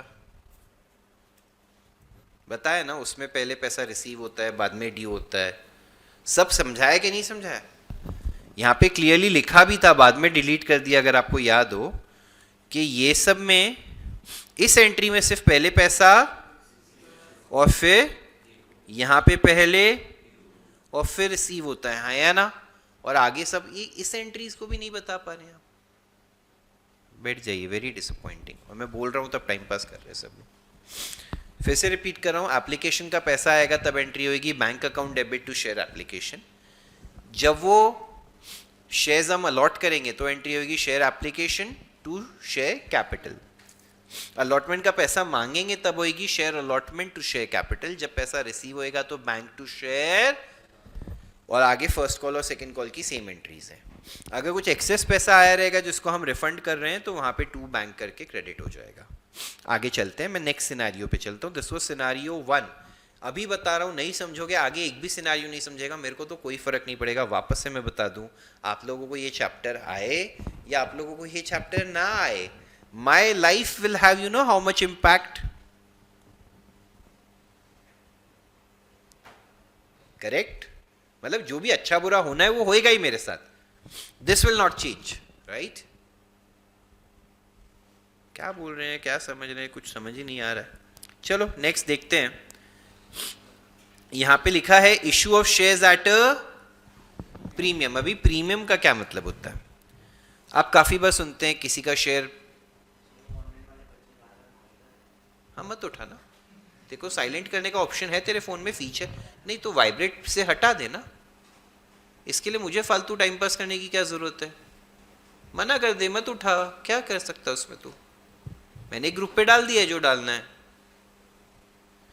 मसीहा बनने की जरूरत नहीं है तेरे को किसी की। हम अभी स्टडी कर रहे हैं issue of shares at a premium. अब यहाँ पे प्रीमियम का क्या मतलब है? हम काफ़ी बार सुनते हैं कि कोई कंपनी शेयर इशू कर रही है तो एक शेयर 120 रुपये का है, 140 रुपये का है, 500 रुपये का है। जैसे अभी हमने आज स्विगी का एग्जाम्पल लिया था, मेरे हिसाब से स्विगी का एक शेयर 420 रुपये में लिस्ट हुआ था। मतलब उन्होंने 420 रुपये में इशू करने की बात की थी। और शेयर्स की ना हमेशा फेस वैल्यू या तो 1 रुपया, या तो 10 रुपया, या तो 100 रुपया रहेगी। ठीक है? तो यार अगर स्विगी के शेयर की फेस वैल्यू 10 रुपये थी तो वो 420 रुपये में किस हक से इशू कर रहा है? सबसे पहला सवाल। तो जो एक्स्ट्रा पैसा वो मांगते हैं वो होता है प्रीमियम का। क्या होता है? कोई बोलेगा सर प्रीमियम का उसका क्या अधिकार है?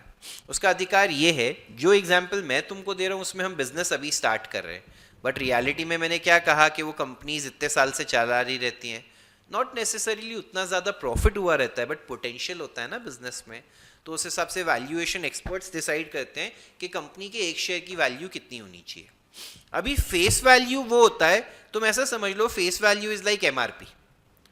फेस वैल्यू इज लाइक, हाँ अभी एमआरपी से ऊपर हम नहीं बेचते हैं, बट तुम ऐसा समझो यहाँ पे क्या है ना, बुक्स ऑफ अकाउंट्स में हम शेयर को इतने पे ही दिखाएंगे। बुक्स ऑफ अकाउंट्स में हमेशा हम शेयर को कितने पे दिखाएंगे? 1, 10 या 100 पे। बट कंपनीज के शेयर की अगर वैल्यू या मार्केट प्राइस उससे ज्यादा हो गई है तो बेचेगा तो वो ज्यादा में के नहीं, क्योंकि वो इतने साल से धंधा चला रहा है, कुछ प्रॉफिट्स कमाए होंगे, कुछ बिजनेस का पोटेंशियल होगा जो बाकी लोग इन्वेस्ट करना चाहते हैं, या ना? तो जितना भी एक्स्ट्रा पैसा हम लेंगे उसको बोलते हैं प्रीमियम। क्या बोलते हैं? फेस वैल्यू के ऊपर एक्स्ट्रा जितना भी मैं लूंगा उसको क्या कहते हैं? और फेस वैल्यू और प्रीमियम मिला के क्या मिलता है? तो 10 रुपए की फेस वैल्यू है, मैं समझो यहाँ पे एग्जाम्पल में 2 रुपए का प्रीमियम ले रहा हूं, तो इश्यू प्राइस कितना रुपया हो गया? 12। सबको समझा? तो फेस वैल्यू के ओवर एंड अबव जो हम एक्स्ट्रा लेते हैं उसको क्या कहते हैं? प्रीमियम। और फेस वैल्यू और प्रीमियम मिला के क्या बनता है? Issue price. प्लीज बताइए सबको समझा? जो भी प्रीमियम हम कलेक्ट कर रहे हैं वो कंपनी के लिए एक प्रकार का क्या हो गया? प्रॉफिट। क्या हो गया? क्योंकि अगर हम फेस वैल्यू 10 रुपए की मान रहे हैं, इसका मतलब हम बुक्स ऑफ अकाउंट्स में लायबिलिटी 10 रुपया दिखाएंगे, पर सामने वाले से कितना रुपया ले रहे हैं? 12, तो 2 रुपया हमारी इनकम हो गई, प्रॉफिट हो गया। सबको समझा? वो प्रॉफिट की भी अकाउंटिंग कैसे करनी है मैं अभी बताऊंगा, जस्ट गिव मी 5 मिनट। सबको समझा यहां तक? फिर से रिपीट कर रहा हूं, फेस वैल्यू मतलब क्या? जो हम बुक्स ऑफ अकाउंट्स में शेयर की वैल्यू दिखाएंगे, तो हम लायबिलिटी उतने की ही एक्सेप्ट करते हैं, उससे एक्स्ट्रा कुछ हम लेते हैं तो उसको क्या कहते हैं? प्रीमियम। क्या कहते हैं?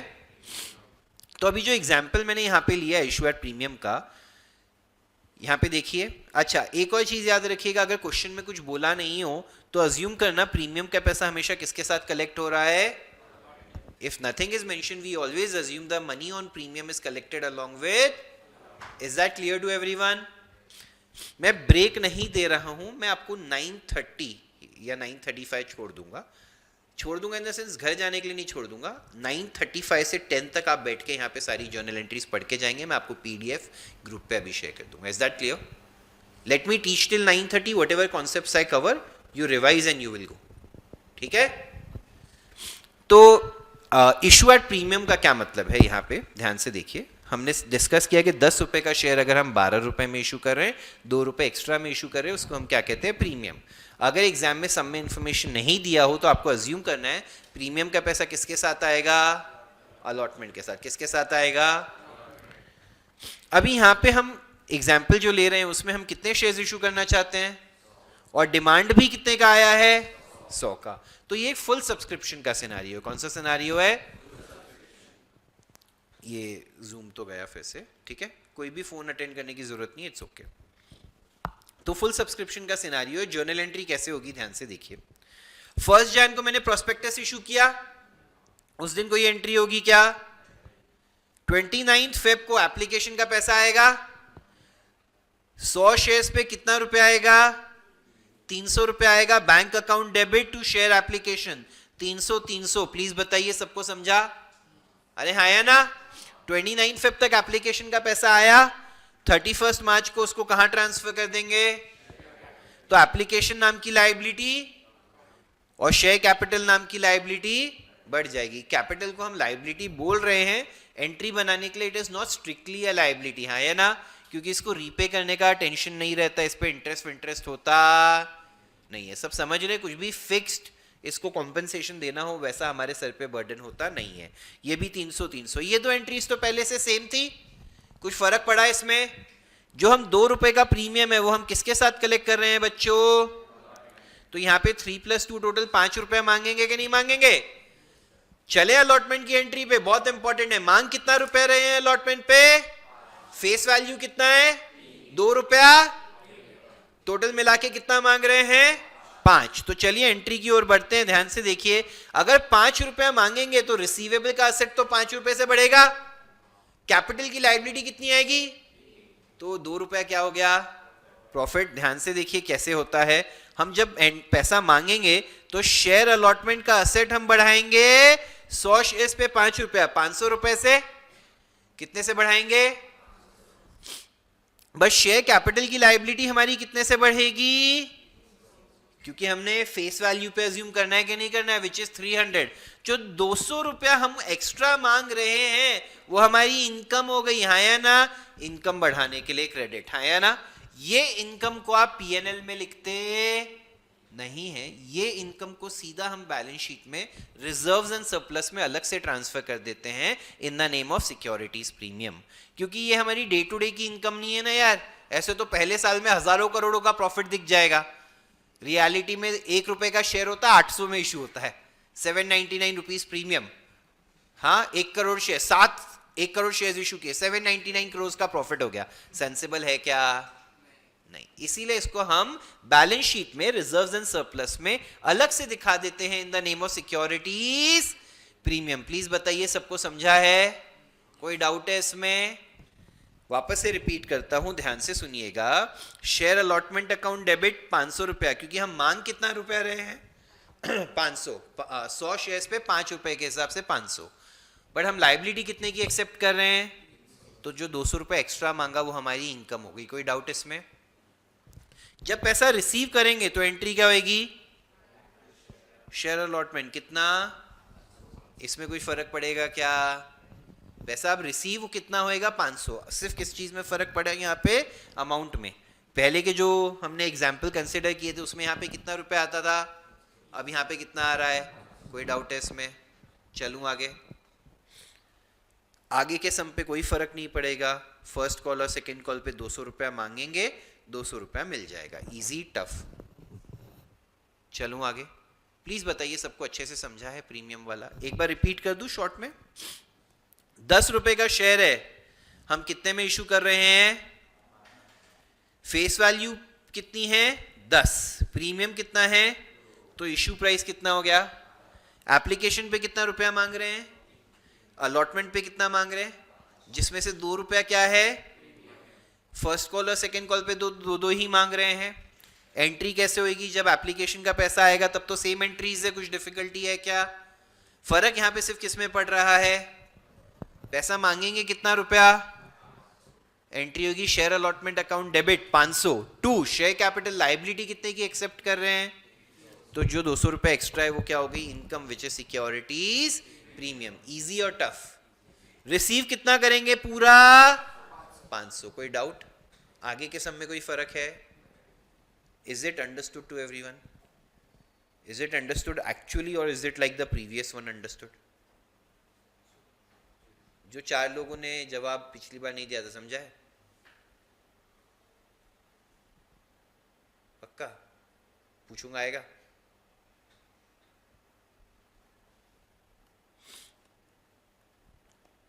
नेक्स्ट आगे बढ़ते हैं।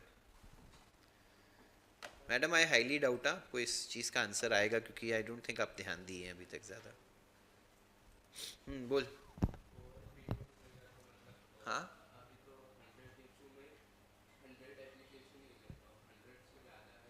तो सिखाऊंगा ना, वो भी चैप्टर हो गया क्या आज? शांति रख। चलिए, सारे सिनारियोस कवर करूंगा, घबरा मत। जब एक बार पूरा हो जाएगा ना तो तू तेरे हिसाब से कॉम्बिनेशन करके सिनारियो पूछना, सर ये अब क्या होगा, तब मैं बताता हूं ये क्या होगा। ठीक है? ज्यादा रूड हो गया क्या? मजाक कर।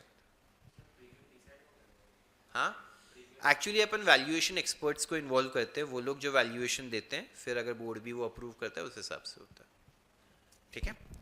चलिए ध्यान से देखिए। अब नेक्स्ट है इशू एट डिस्काउंट। सबसे पहले ये जो चीज हम पढ़ रहे हैं ये सिर्फ हम एक कारणवश पढ़ रहे हैं।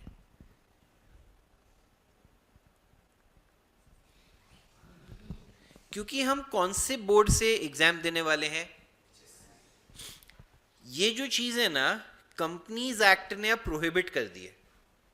कंपनीज एक्ट बोलता है जब आप फर्स्ट टाइम शेयर्स इशू कर रहे हैं आप डिस्काउंट पे इशू कर सकते नहीं है। पहले ये अलाउड था, बट 2013 में जब कंपनीज एक्ट आया तो बोला नहीं भाई, बंद करो इसको। क्योंकि क्या होता है ना, अगर फर्स्ट टाइम आप शेयर्स डिस्काउंट पे इशू करने दे रहे हैं तो प्रॉब्लम ये होता है कि आलतू फालतू कंपनीज के शेयर्स में लोग एक्साइटमेंट में सब्सक्राइब कर लेते हैं डिस्काउंट के चक्कर में, जबकि वो फिर घाटा ही होता है। हटाओ इसको, कचरे को। ठीक है? बट महाराष्ट्र बोर्ड क्या बोला? अगर ये पहले था तो अब भी सिखाओ। अगर पहले था तो अब भी सिखाओ। बट एक चीज अच्छी है इसमें, आई थिंक महाराष्ट्र बोर्ड की टेक्स्ट बुक में इट इज समवेयर रिटन के ये अब कंपनीज एक्ट ने प्रोहिबिट कर दिया है। If it is not written, it is very stupid.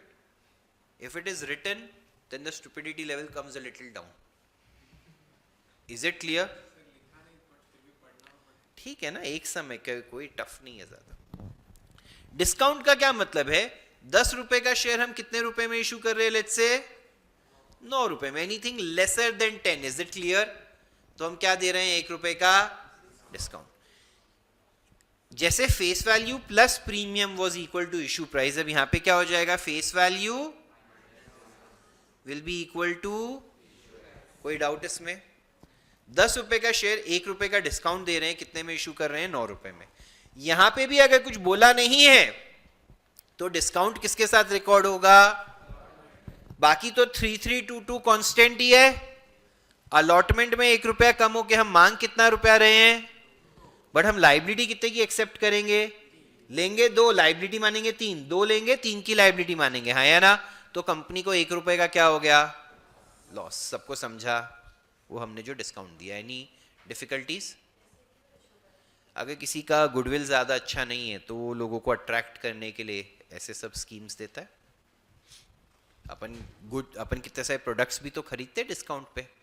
Discount पे कोई कंपनी दे रही है तो वो क्या एक मार्केटिंग टूल ही तो है, आपको अट्रैक्ट करने के लिए, या उनको अपना पुराना स्टॉक क्लियर करना है उसके लिए अपन खरीदते ही है ना यार डिस्काउंट में खुशी खुशी।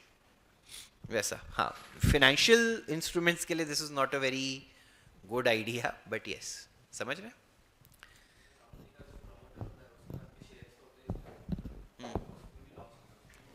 अरे ये सब मैं बोल रहा हूँ ना, इसलिए अभी रिस्ट्रिक्ट ही कर दिया है वैसे भी, बट वो सब सोच समझ के ही करते हैं, ऐसा कुछ नहीं कोई। और तुम हमेशा समझो ना, कोई भी चीज़ कोई कर रहा है तो कुछ सोच समझ के कर रहा है, किसी को फोर्स तो कर नहीं सकते। उसको ज़रूरत होगी, उसको पैसे नहीं मिल रहे होंगे तभी जाके वो डिस्काउंट दे रहा है ना। अब ये एंट्रीज देखें वापस से, अजम्पशन क्या है, हम कितने शेयर्स इशू करना चाहते हैं, और एप्लीकेशंस भी कितने का आया है। पहली एंट्री 1 जन को, 29 फेब को जब पैसा आएगा, अभी 100 शेयर्स पे 3 रुपया ही आएगा एप्लीकेशन पे, तो अरे हाँ है ना। तो bank to share application 300 300, share application to share capital 300 300, ये दोनों एंट्री तो क्या रही। Any difficulties here? अरे बता दो, ठीक है। अब अगली एंट्री में मांगेंगे कितना रुपया, 200, 1 रुपया डिस्काउंट देंगे ना। लाइबिलिटी कितने की एक्सेप्ट करेंगे, याद आया सबको। तो शेयर अलॉटमेंट का असेट बढ़ेगा कितने से बच्चों, बस शेयर कैपिटल की लाइबिलिटी कितने से बढ़ेगी, तो 100 रुपए का घाटा हो गया, जिसको कहां डेबिट कर देंगे, एक्सपेंस बढ़ाने के लिए डेबिट। इज इट इजी और इज इट टफ? अरे मैंने 200 रुपए मांगे और मैंने बोला मैं तेरे को वापस 300 दूंगा, तो 100 रुपए मेरा एक्सपेंस हो गया, एज सिंपल एज दैट। कोई डाउट इसमें? पक्का? अब रिसीव कितना होएगा, जितना मांगेंगे उतना ही मिलेगा ना, सामने वाला ज्यादा देगा क्या। फर्स्ट कॉल और सेकंड कॉल की entries will remain same. Easy tough? एकदम जेन्युइनली बताइए, सबको समझ रहा है अच्छे से? आइडियली ये डिस्काउंट को लास्ट में पीएनएल में ट्रांसफर कर देना चाहिए, पर ठीक है यहाँ पे नहीं किया, इट्स ओके। कोई डाउट है? सबको समझा है अच्छे से डिस्काउंट वाला भी? अब एक इंपॉर्टेंट कॉन्सेप्ट हम स्टार्ट करते, बोलिए साथ में जाना, बट वो गया तो याद आया देखो। अरे जाना यार, वॉशरूम जाने के लिए मैंने कभी किसी को मना तो ही ना किया।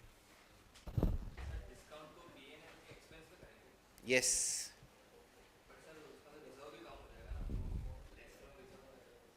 नहीं होता है वैसा, पीएनएल में ही करता है। सीए फाउंडेशन में इसके बारे में और भी चीजें हैं। इशू ऑफ डिबेंचर्स में एक कॉन्सेप्ट है, देखेंगे तो। हाँ डेट। चलिए guys, next very important concept that we will study is pro rata allotment. Do you guys want me to give you a 5-minute washroom break before this? I'll give you a 5-minute washroom break. We'll start at, दूर मत जाना, मैं बुलाने नहीं आऊंगा, मैं start कर दूंगा और फिर मैं अंदर भी नहीं लूंगा, and I am not kidding. 9 घर नहीं जाने दूंगा, 9:30 to 10 यहाँ पे बैठ के पढ़ना है। यस, तब आप खा सकते हैं खाना चाहे तो। मैं 8:53 स्टार्ट कर दूंगा और फिर अंदर नहीं लूंगा।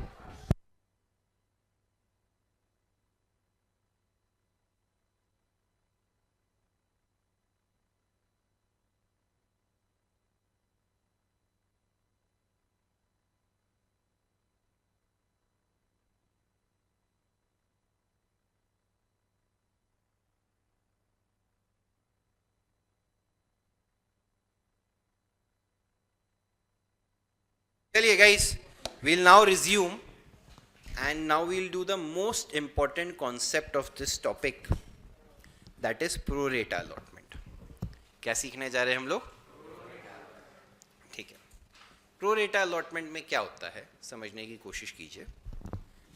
जैसे कोई दो जन ऐसे हैं जो यहाँ पे आसपास रहते हो, एकदम आजू बाजू घर हो जिनका, क्या क्या नाम है बेटा आप लोग का? नितिका, करेक्ट, और ध्रुवी, ठीक है। अभी नितिका और ध्रुवी एक ही लोकेलिटी में रहते हैं। आप लोग घर के आसपास हमेशा एक कोई किराने वाला टाइप या जनरल स्टोर होता है जिससे अपन ब्रेड बिस्किट्स ऐसा सब लेके आते हैं, ठीक है। आप दोनों की बेस्ट फ्रेंड का नाम क्या है? ये तेरा नाम क्या है? भावी, देख ले, सही है, ठीक है। सिंगल है, अच्छा, उससे कॉम्प्लिकेट हो जाएगा, ठीक है। समझो एक स्टोर है बाजू में, भावी जनरल स्टोर्स, ठीक है।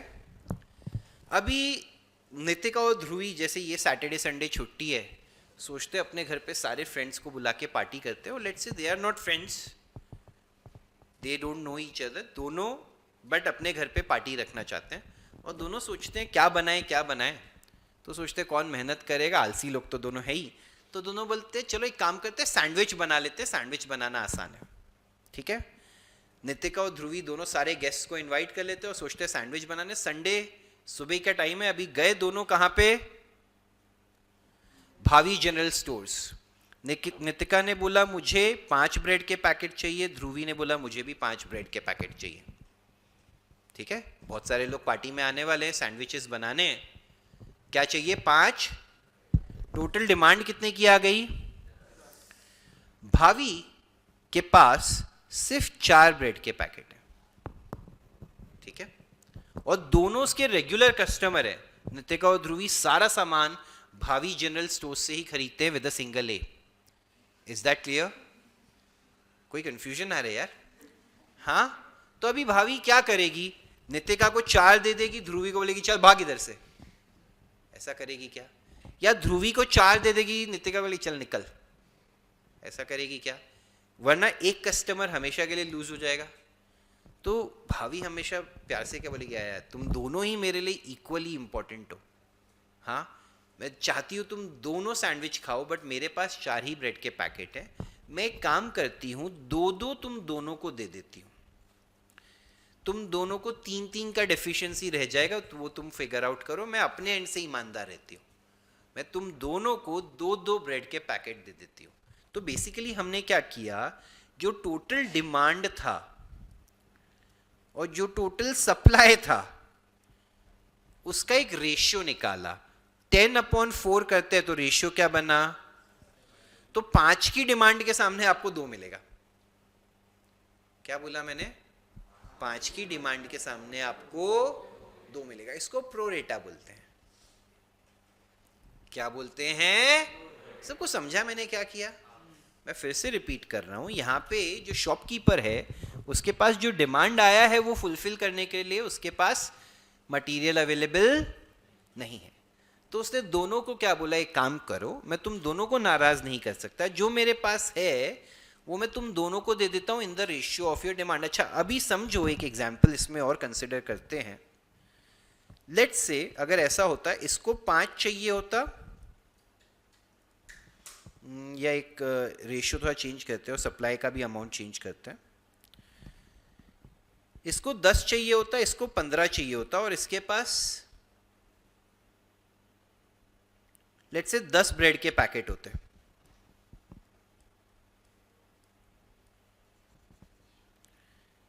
टोटल कितने का डिमांड हो गया? 25। क्या करेगी अभी? कितना कितना दे देंगी? दोनों को 5-5 दे देंगे क्या? नहीं, 25 डिवाइड बाय क्या आएगा? 5/2। तो 5 के सामने 2, तो 10 के सामने, 15 के सामने। सबको समझा? सब समझ रहे कि नहीं समझ रहे? डिमांड और सप्लाई का रेशियो हमेशा क्या होएगा? ये 5:2 हो जाएगा। सब समझ रहे हैं कि नहीं समझ रहे हैं? तो यहां पे ऐसा नहीं है कि 10 के सामने भी 5 मिल जाएगा, 15 के सामने भी 5 मिल जाएगा। उसके पास जो क्वांटिटी अवेलेबल है वो दोनों में इक्वली बांटेगी। क्या क्या करेगी? प्रो रेटा। क्या करेगी? प्रो रेटा का क्या मतलब है? डिमांड सप्लाई का हम एक रेशियो निकालेंगे. डिमांड सप्लाई ऐसा वर्ड मैंने बना दिया, ऐसा कहीं लिखा हुआ नहीं है, सिर्फ आपकी अंडरस्टैंडिंग के लिए मैं समझा रहा हूँ. समझ रहे हैं? एक रेशियो बनाएंगे, उस रेशियो के बेसिस पे अलॉटमेंट कर देंगे. Is that clear? सबको समझा अच्छे से? जैसा अभी भावी जनरल स्टोर्स की ओनर ने किया विद अ सिंगल ए, वैसा ही कंपनीज भी काफी बार अपने शेयर्स इशू करते टाइम करते हैं. तो अब कंपनी क्या करेगी? एक बार प्रोमोटर्स को शेयर्स दे दिए. प्रोमोटर्स को तो जितना डिमांड है उतना पूरा शेयर्स देंगे कि नहीं देंगे? उनको हम करते हैं फुल अलॉटमेंट. क्या करते हैं? और फिर समझो कोई कॉम्पिटिटर का बंदा है, वो पैसा इन्वेस्ट करने की कोशिश कर रहा है, उसके शेयर्स को हम क्या कर देंगे? रिजेक्ट.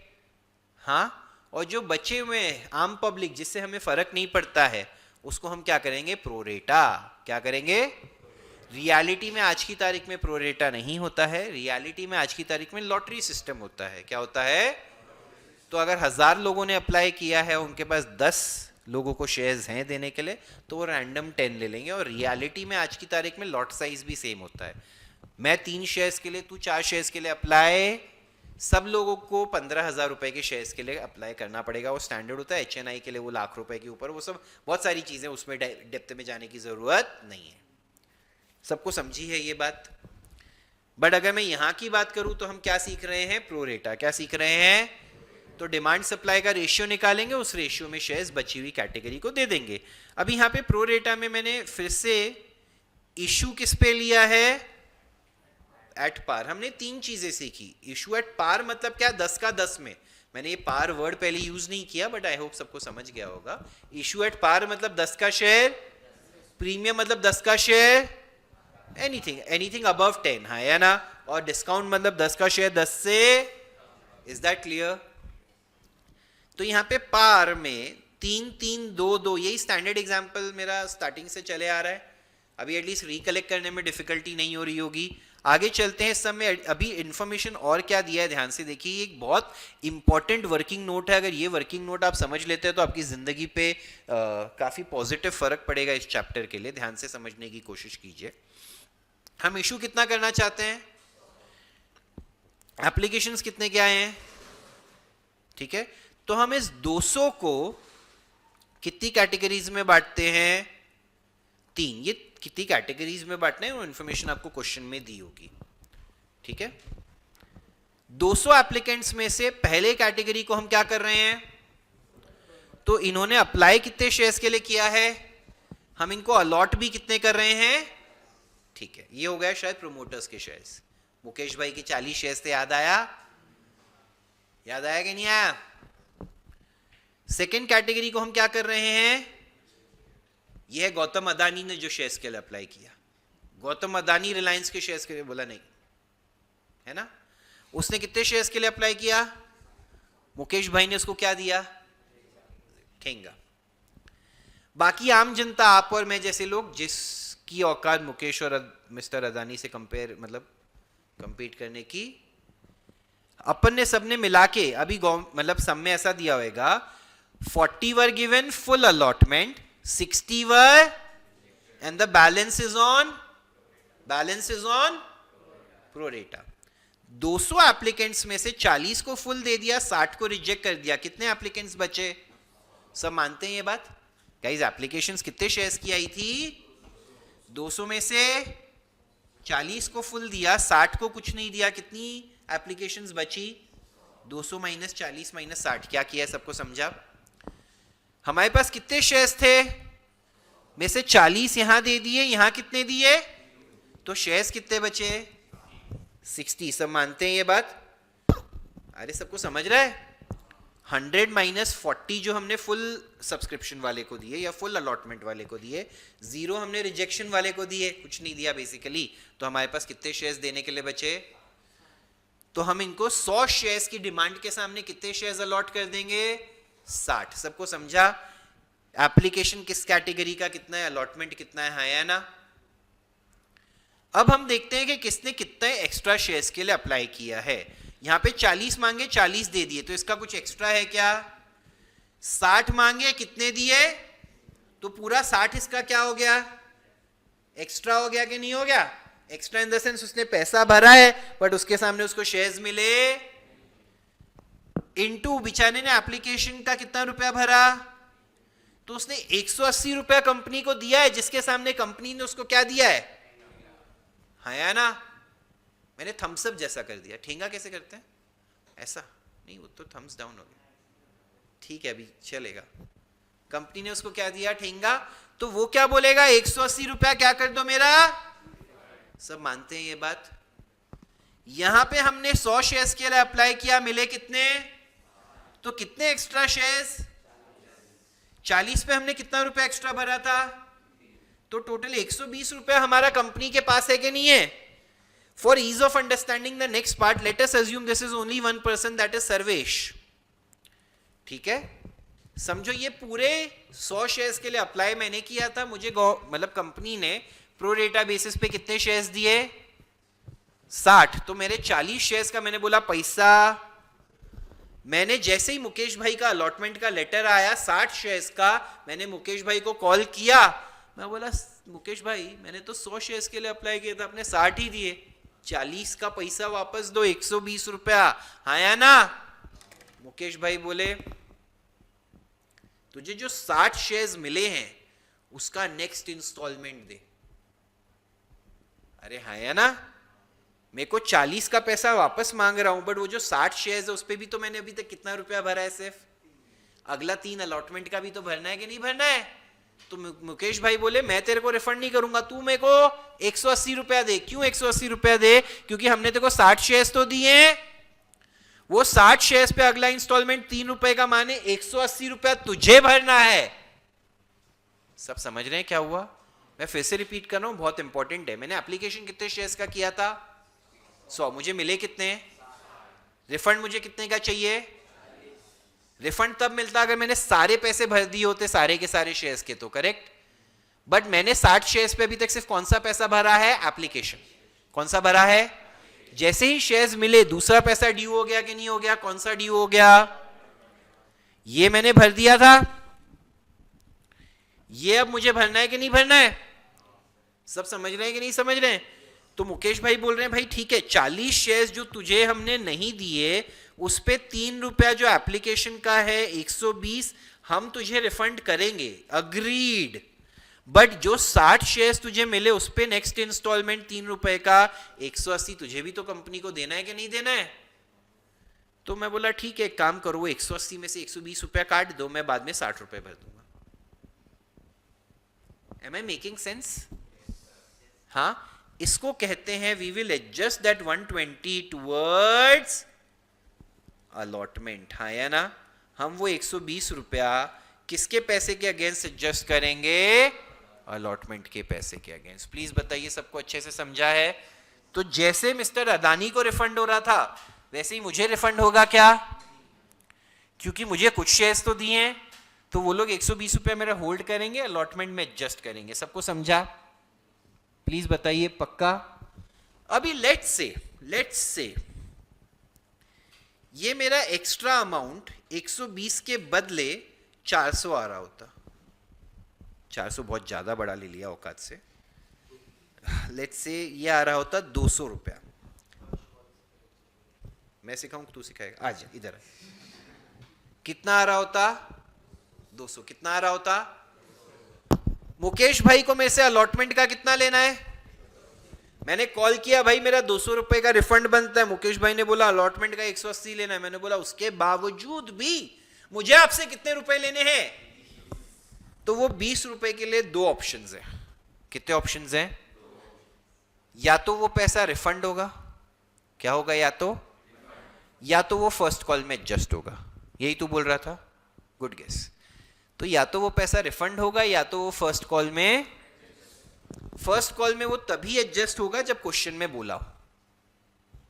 अगर क्वेश्चन साइलेंट है, जैसे आप क्लास में रहते हैं जब मैं पूछता हूं समझा या नहीं, अगर क्वेश्चन साइलेंट है तो आपको वो पैसा क्या करना पड़ेगा, रिफंड। अगर क्वेश्चन कहता है कि भैया, जैसे आप कहते हैं जब मैं बोलता हूं ब्रेक के लिए, तो जब क्वेश्चन कहेगा कि उसको फर्स्ट कॉल में एडजस्ट कर लीजिए तो वो ऑप्शन आपके पास रहेगा। वो अकाउंटिंग कैसे होती है वो मैं आगे वाले एक सम में सिखाऊंगा, not now. Is it clear सबको। अभी के लिए हमें कौन से वाला सिनारियो समझना है कि ये जो पैसा है ये अलॉटमेंट के पैसे से क्या है, कम, तो पूरा पैसा हम एडजस्ट कर लेंगे। मैंने नीचे लिखा भी है, ध्यान से देखिए, इतने एग्जॉस्टिव नोट्स हैं। मैं एकदम ऑनेस्टली बोल रहा हूँ, ये जो पीडीएफ मैं आपको शेयर करूंगा ना, इतना इतना एग्जॉस्टिव है ना अबाउट द चैप्टर, आपको मजा आ जाएगा पढ़ने में।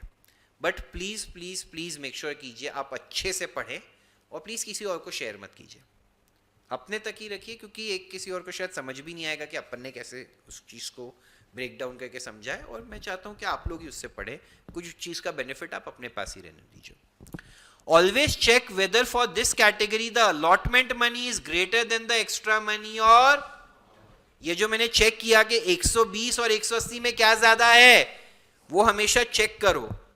अभी इस केस में कैटेगरी 3 वालों का अलॉटमेंट मनी कितना है, तो 180 में से तो 120 एडजस्ट, तो पूरा पैसा एडजस्ट किया, कुछ रिफंड नहीं किया। प्लीज बताइए सबको समझा है, पक्का?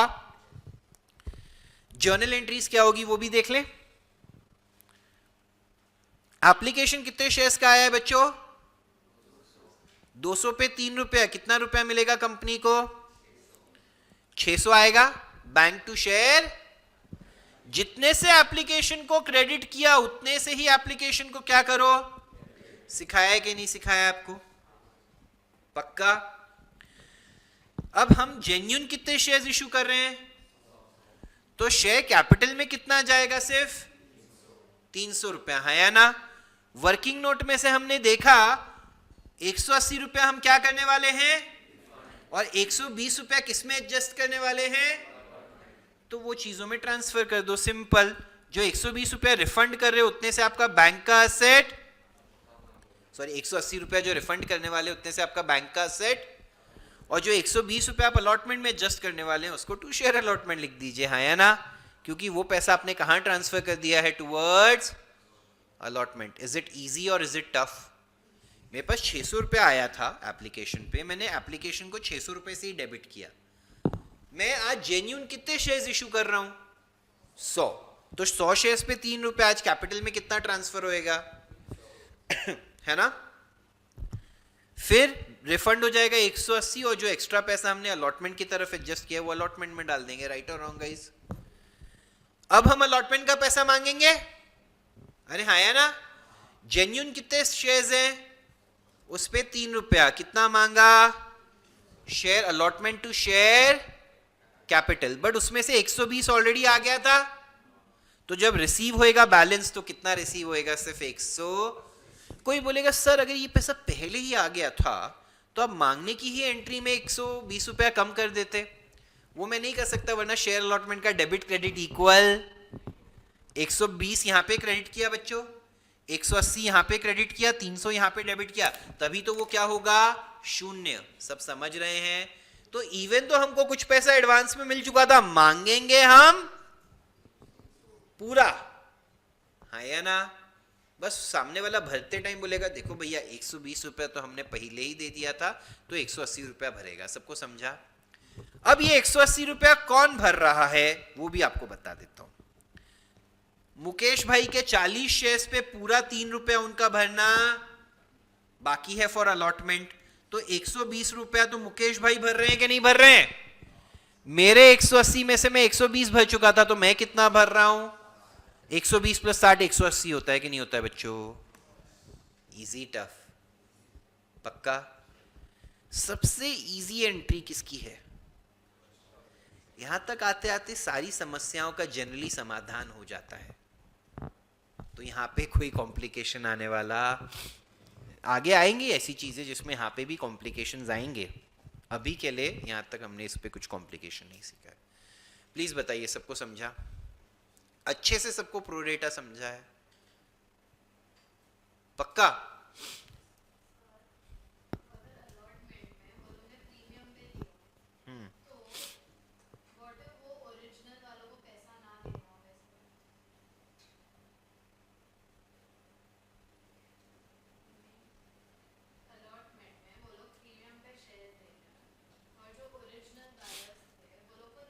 तो कंपनी इशू नहीं करेगी। अरे यार देखिए, सारे डिसीजन ना बोर्ड ऑफ डायरेक्टर्स लेते हैं, तो जो कंपनी चला रहे हैं अगर उनको करना है तो करेंगे, और क्यों कोई नहीं चाहेगा, सब चाहेंगे ना नया पैसा हो, कंपनी ग्रो करे। तो वो लोग नहीं खरीदेंगे, मार्केट से लोग खरीदेंगे। अभी जैसे मैंने किसी कंपनी में, जब वो प्राइवेट कंपनी थी तब इन्वेस्ट किए 100 शेयर्स 10 रुपए पे। अब वो कंपनी लिस्ट हो रही है तो वो लोग 10 रुपए का शेयर 80 रुपए में इशू कर रहे हैं। मेरे बाप का क्या जाता है, करने दो। मैं और शेयर्स नहीं खरीदूंगा, मैं अपने पास जितने शेयर्स है वही रखूंगा। हाँ या ना, सब समझ रहे? जिसको खरीदना है, every nothing can be forced unless you have a gun. समझ रहे हो आप? तो सारे ट्रांजैक्शंस फ्री विल से होते हैं, एवरीथिंग। तो जिसको करना है करेगा, जिसको नहीं करना है नहीं करेगा। आप ये एक चीज ये होती है कि समझो, एक चीज जब आप स्टार्टअप्स या वो सब के बारे में देखेंगे तो आप शार्क टैंक देखते हैं सब लोग। आपको याद होगा काफ़ी बार वो लोग बोलते हैं कि जिस राउंड पे हमने पहले रेस किया था उससे कम में नहीं रेस कर सकते, वरना एंटी डाइल्यूशन या ये सब एक्टिवेट हो जाएगा। तो उसका क्या मतलब होता है कि अगर मैंने पास्ट में किसी को शेयर्स 80 रुपए पे इशू किए, अब अगर मैं 75 पे इशू करूंगा तो उसका घाटा हो जाएगा। वो तो बेचारा ऑलरेडी 2 साल से कंपनी में हिस्सेदार है। अब मैं 75 पे इशू करूंगा तो उसका तो घाटा हो गया कि नहीं हो गया। तो ऐसे केसेस में जब डील होती है इन्वेस्टर्स के साथ, तो वो लोग पहले ही बोल के रखते हैं कि अगर फ्यूचर में तुमने कम पे इशू किया तो तुमको हमको और शेयर्स देने पड़ेंगे to compensate the loss that will happen. But बड़े हायर प्राइस पे इशू करने में कोई प्रॉब्लम नहीं है, करो बिंदास, बढ़ाओ कंपनी को। समझे? तो वो भी बड़े इन्वेस्टर्स कर पाते हैं, आप और मैं जैसे इंडिविजुअल इन्वेस्टर्स नहीं कर पाते। ठीक है, चलिए आगे चलते हैं। For the last concept for the day, that is calls in arrears. ये कॉन्सेप्ट समझा के मैं आप लोगों को पीडीएफ शेयर करके पढ़ने का टाइम दूंगा। अरे लास्ट बेंच पे जगह उनको, क्या हो गया? खड़े हो जाइए 2 मिनट। You are okay health wise? Then you can stand. नहीं, अगर तबियत खराब होती तो I would have let this go, but calls in arrears. Calls in arrears मतलब क्या?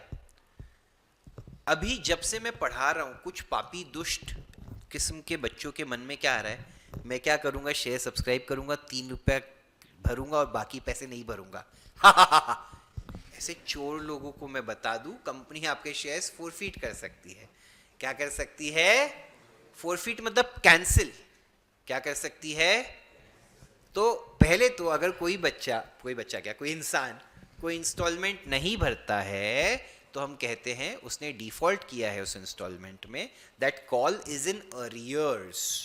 दैट कॉल इज इन, मतलब उसका पैसा भरना बाकी है even after it has become due. अब यहाँ पे एक एग्जाम्पल लेके मैं आपको ये समझाता हूँ इसकी अकाउंटिंग कैसे होगी। बहुत स्ट्रेट फॉरवर्ड है एग्जाम्पल। तो यार मेरे को वो एक ही आता है, 3 3 2 2 10। कितने शेयर्स इशू करना चाहते हैं? कितने एप्लीकेशंस आए हैं? तो ये जो पीडीएफ मैं बोल रहा हूँ, ये चैप्टर का एक्सप्लेनेशन मैं बोल रहा हूँ, इसका फायदा क्या है पता है? मैंने एक ही एग्जाम्पल पे चैप्टर में जितनी भी वेराइटीज है सब डिस्कस कर दिया। जब आप ये खत्म कर लेंगे, मैं एकदम ऑनेस्टली बोल रहा हूँ, आपका 80% ऑफ द 12th का टॉपिक हो जाएगा। हाँ, गारंटी से बोल सकता हूँ इतना पढ़ने के बाद जो बोर्ड एग्जाम का समय वो आप अटेम्प्ट कर पाएंगे। बट कुछ सिनारियोस फिर भी रह जाएंगे। 20% वो मैं सम से कराऊंगा, वो आज तक बोर्ड में पूछा कभी नहीं है। समझ रहे? उस लेवल का अपन इसमें कवर कर लेंगे।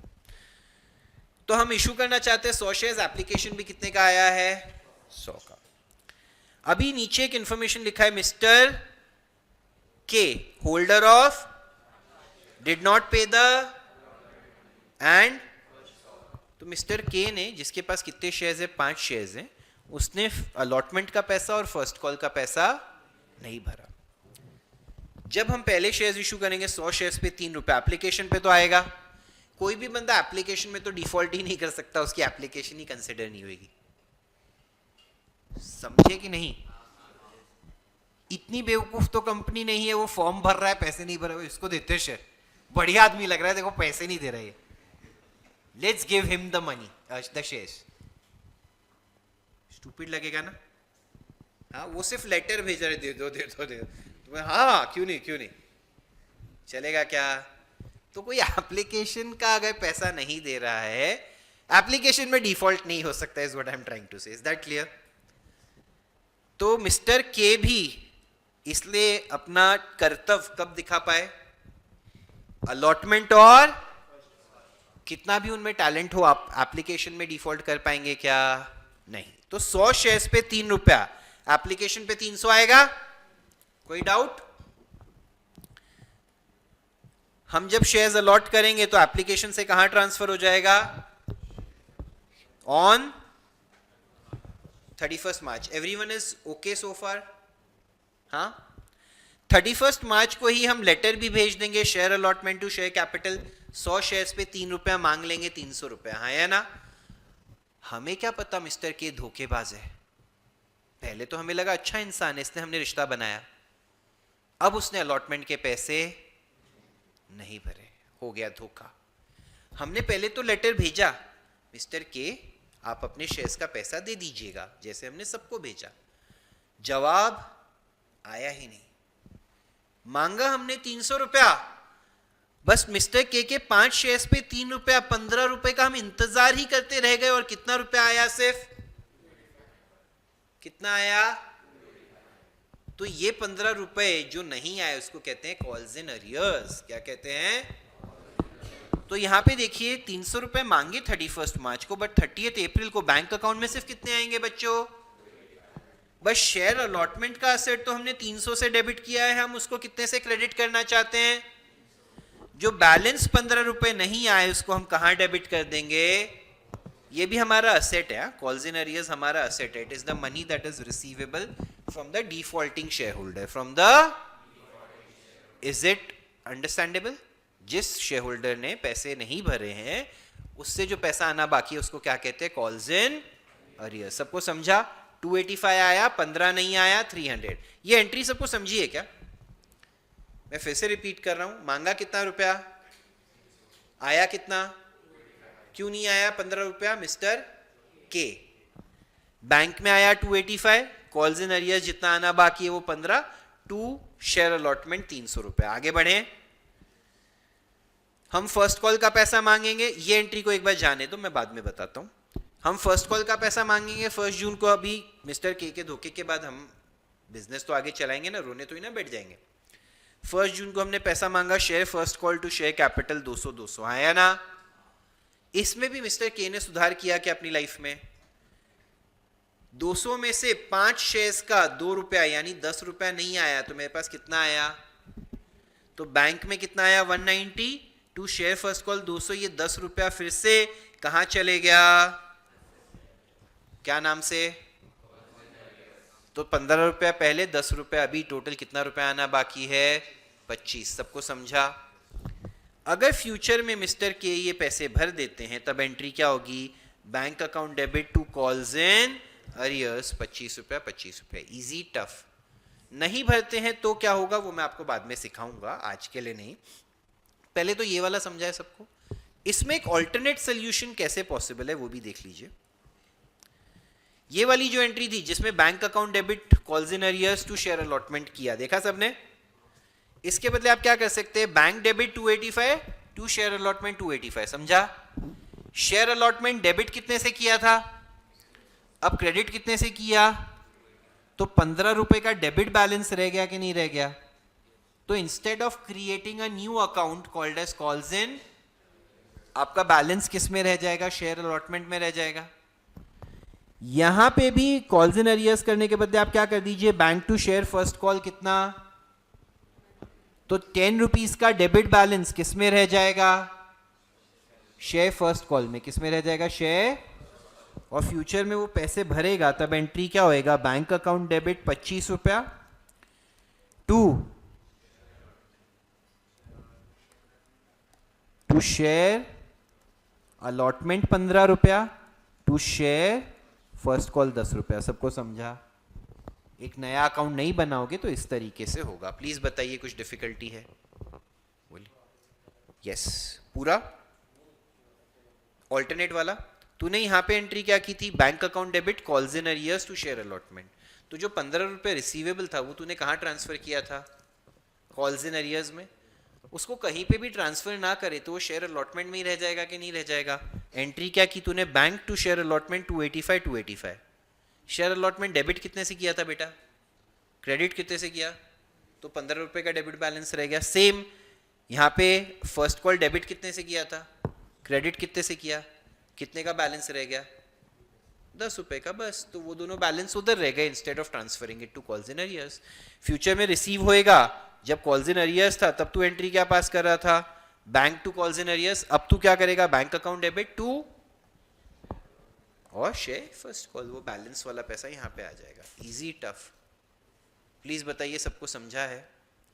ये वाली सिर्फ जो एक एंट्री है ना, ये वाली last, bank to share allotment to share first call, जो ये पीडीएफ इसमें लिखी हुई नहीं है बट आप समझ जाएंगे आई थिंक, ऑल्टरनेट सोल्यूशन का ये जर्नल एंट्री मैं अभी आपको पीडीएफ भेज रहा हूँ, शांति से पढ़िए, कुछ भी डाउट्स रहेंगे तो मेरे से पूछिए, मैं अभी यहीं हूँ। इन द मीनवाइल मैं ऑनलाइन वालों को एटलीस्ट वीडियो शेयर करने का भी ट्राई करता हूँ, वो भी एक थोड़ा इंपॉर्टेंट टास्क है, राइट। चलिए।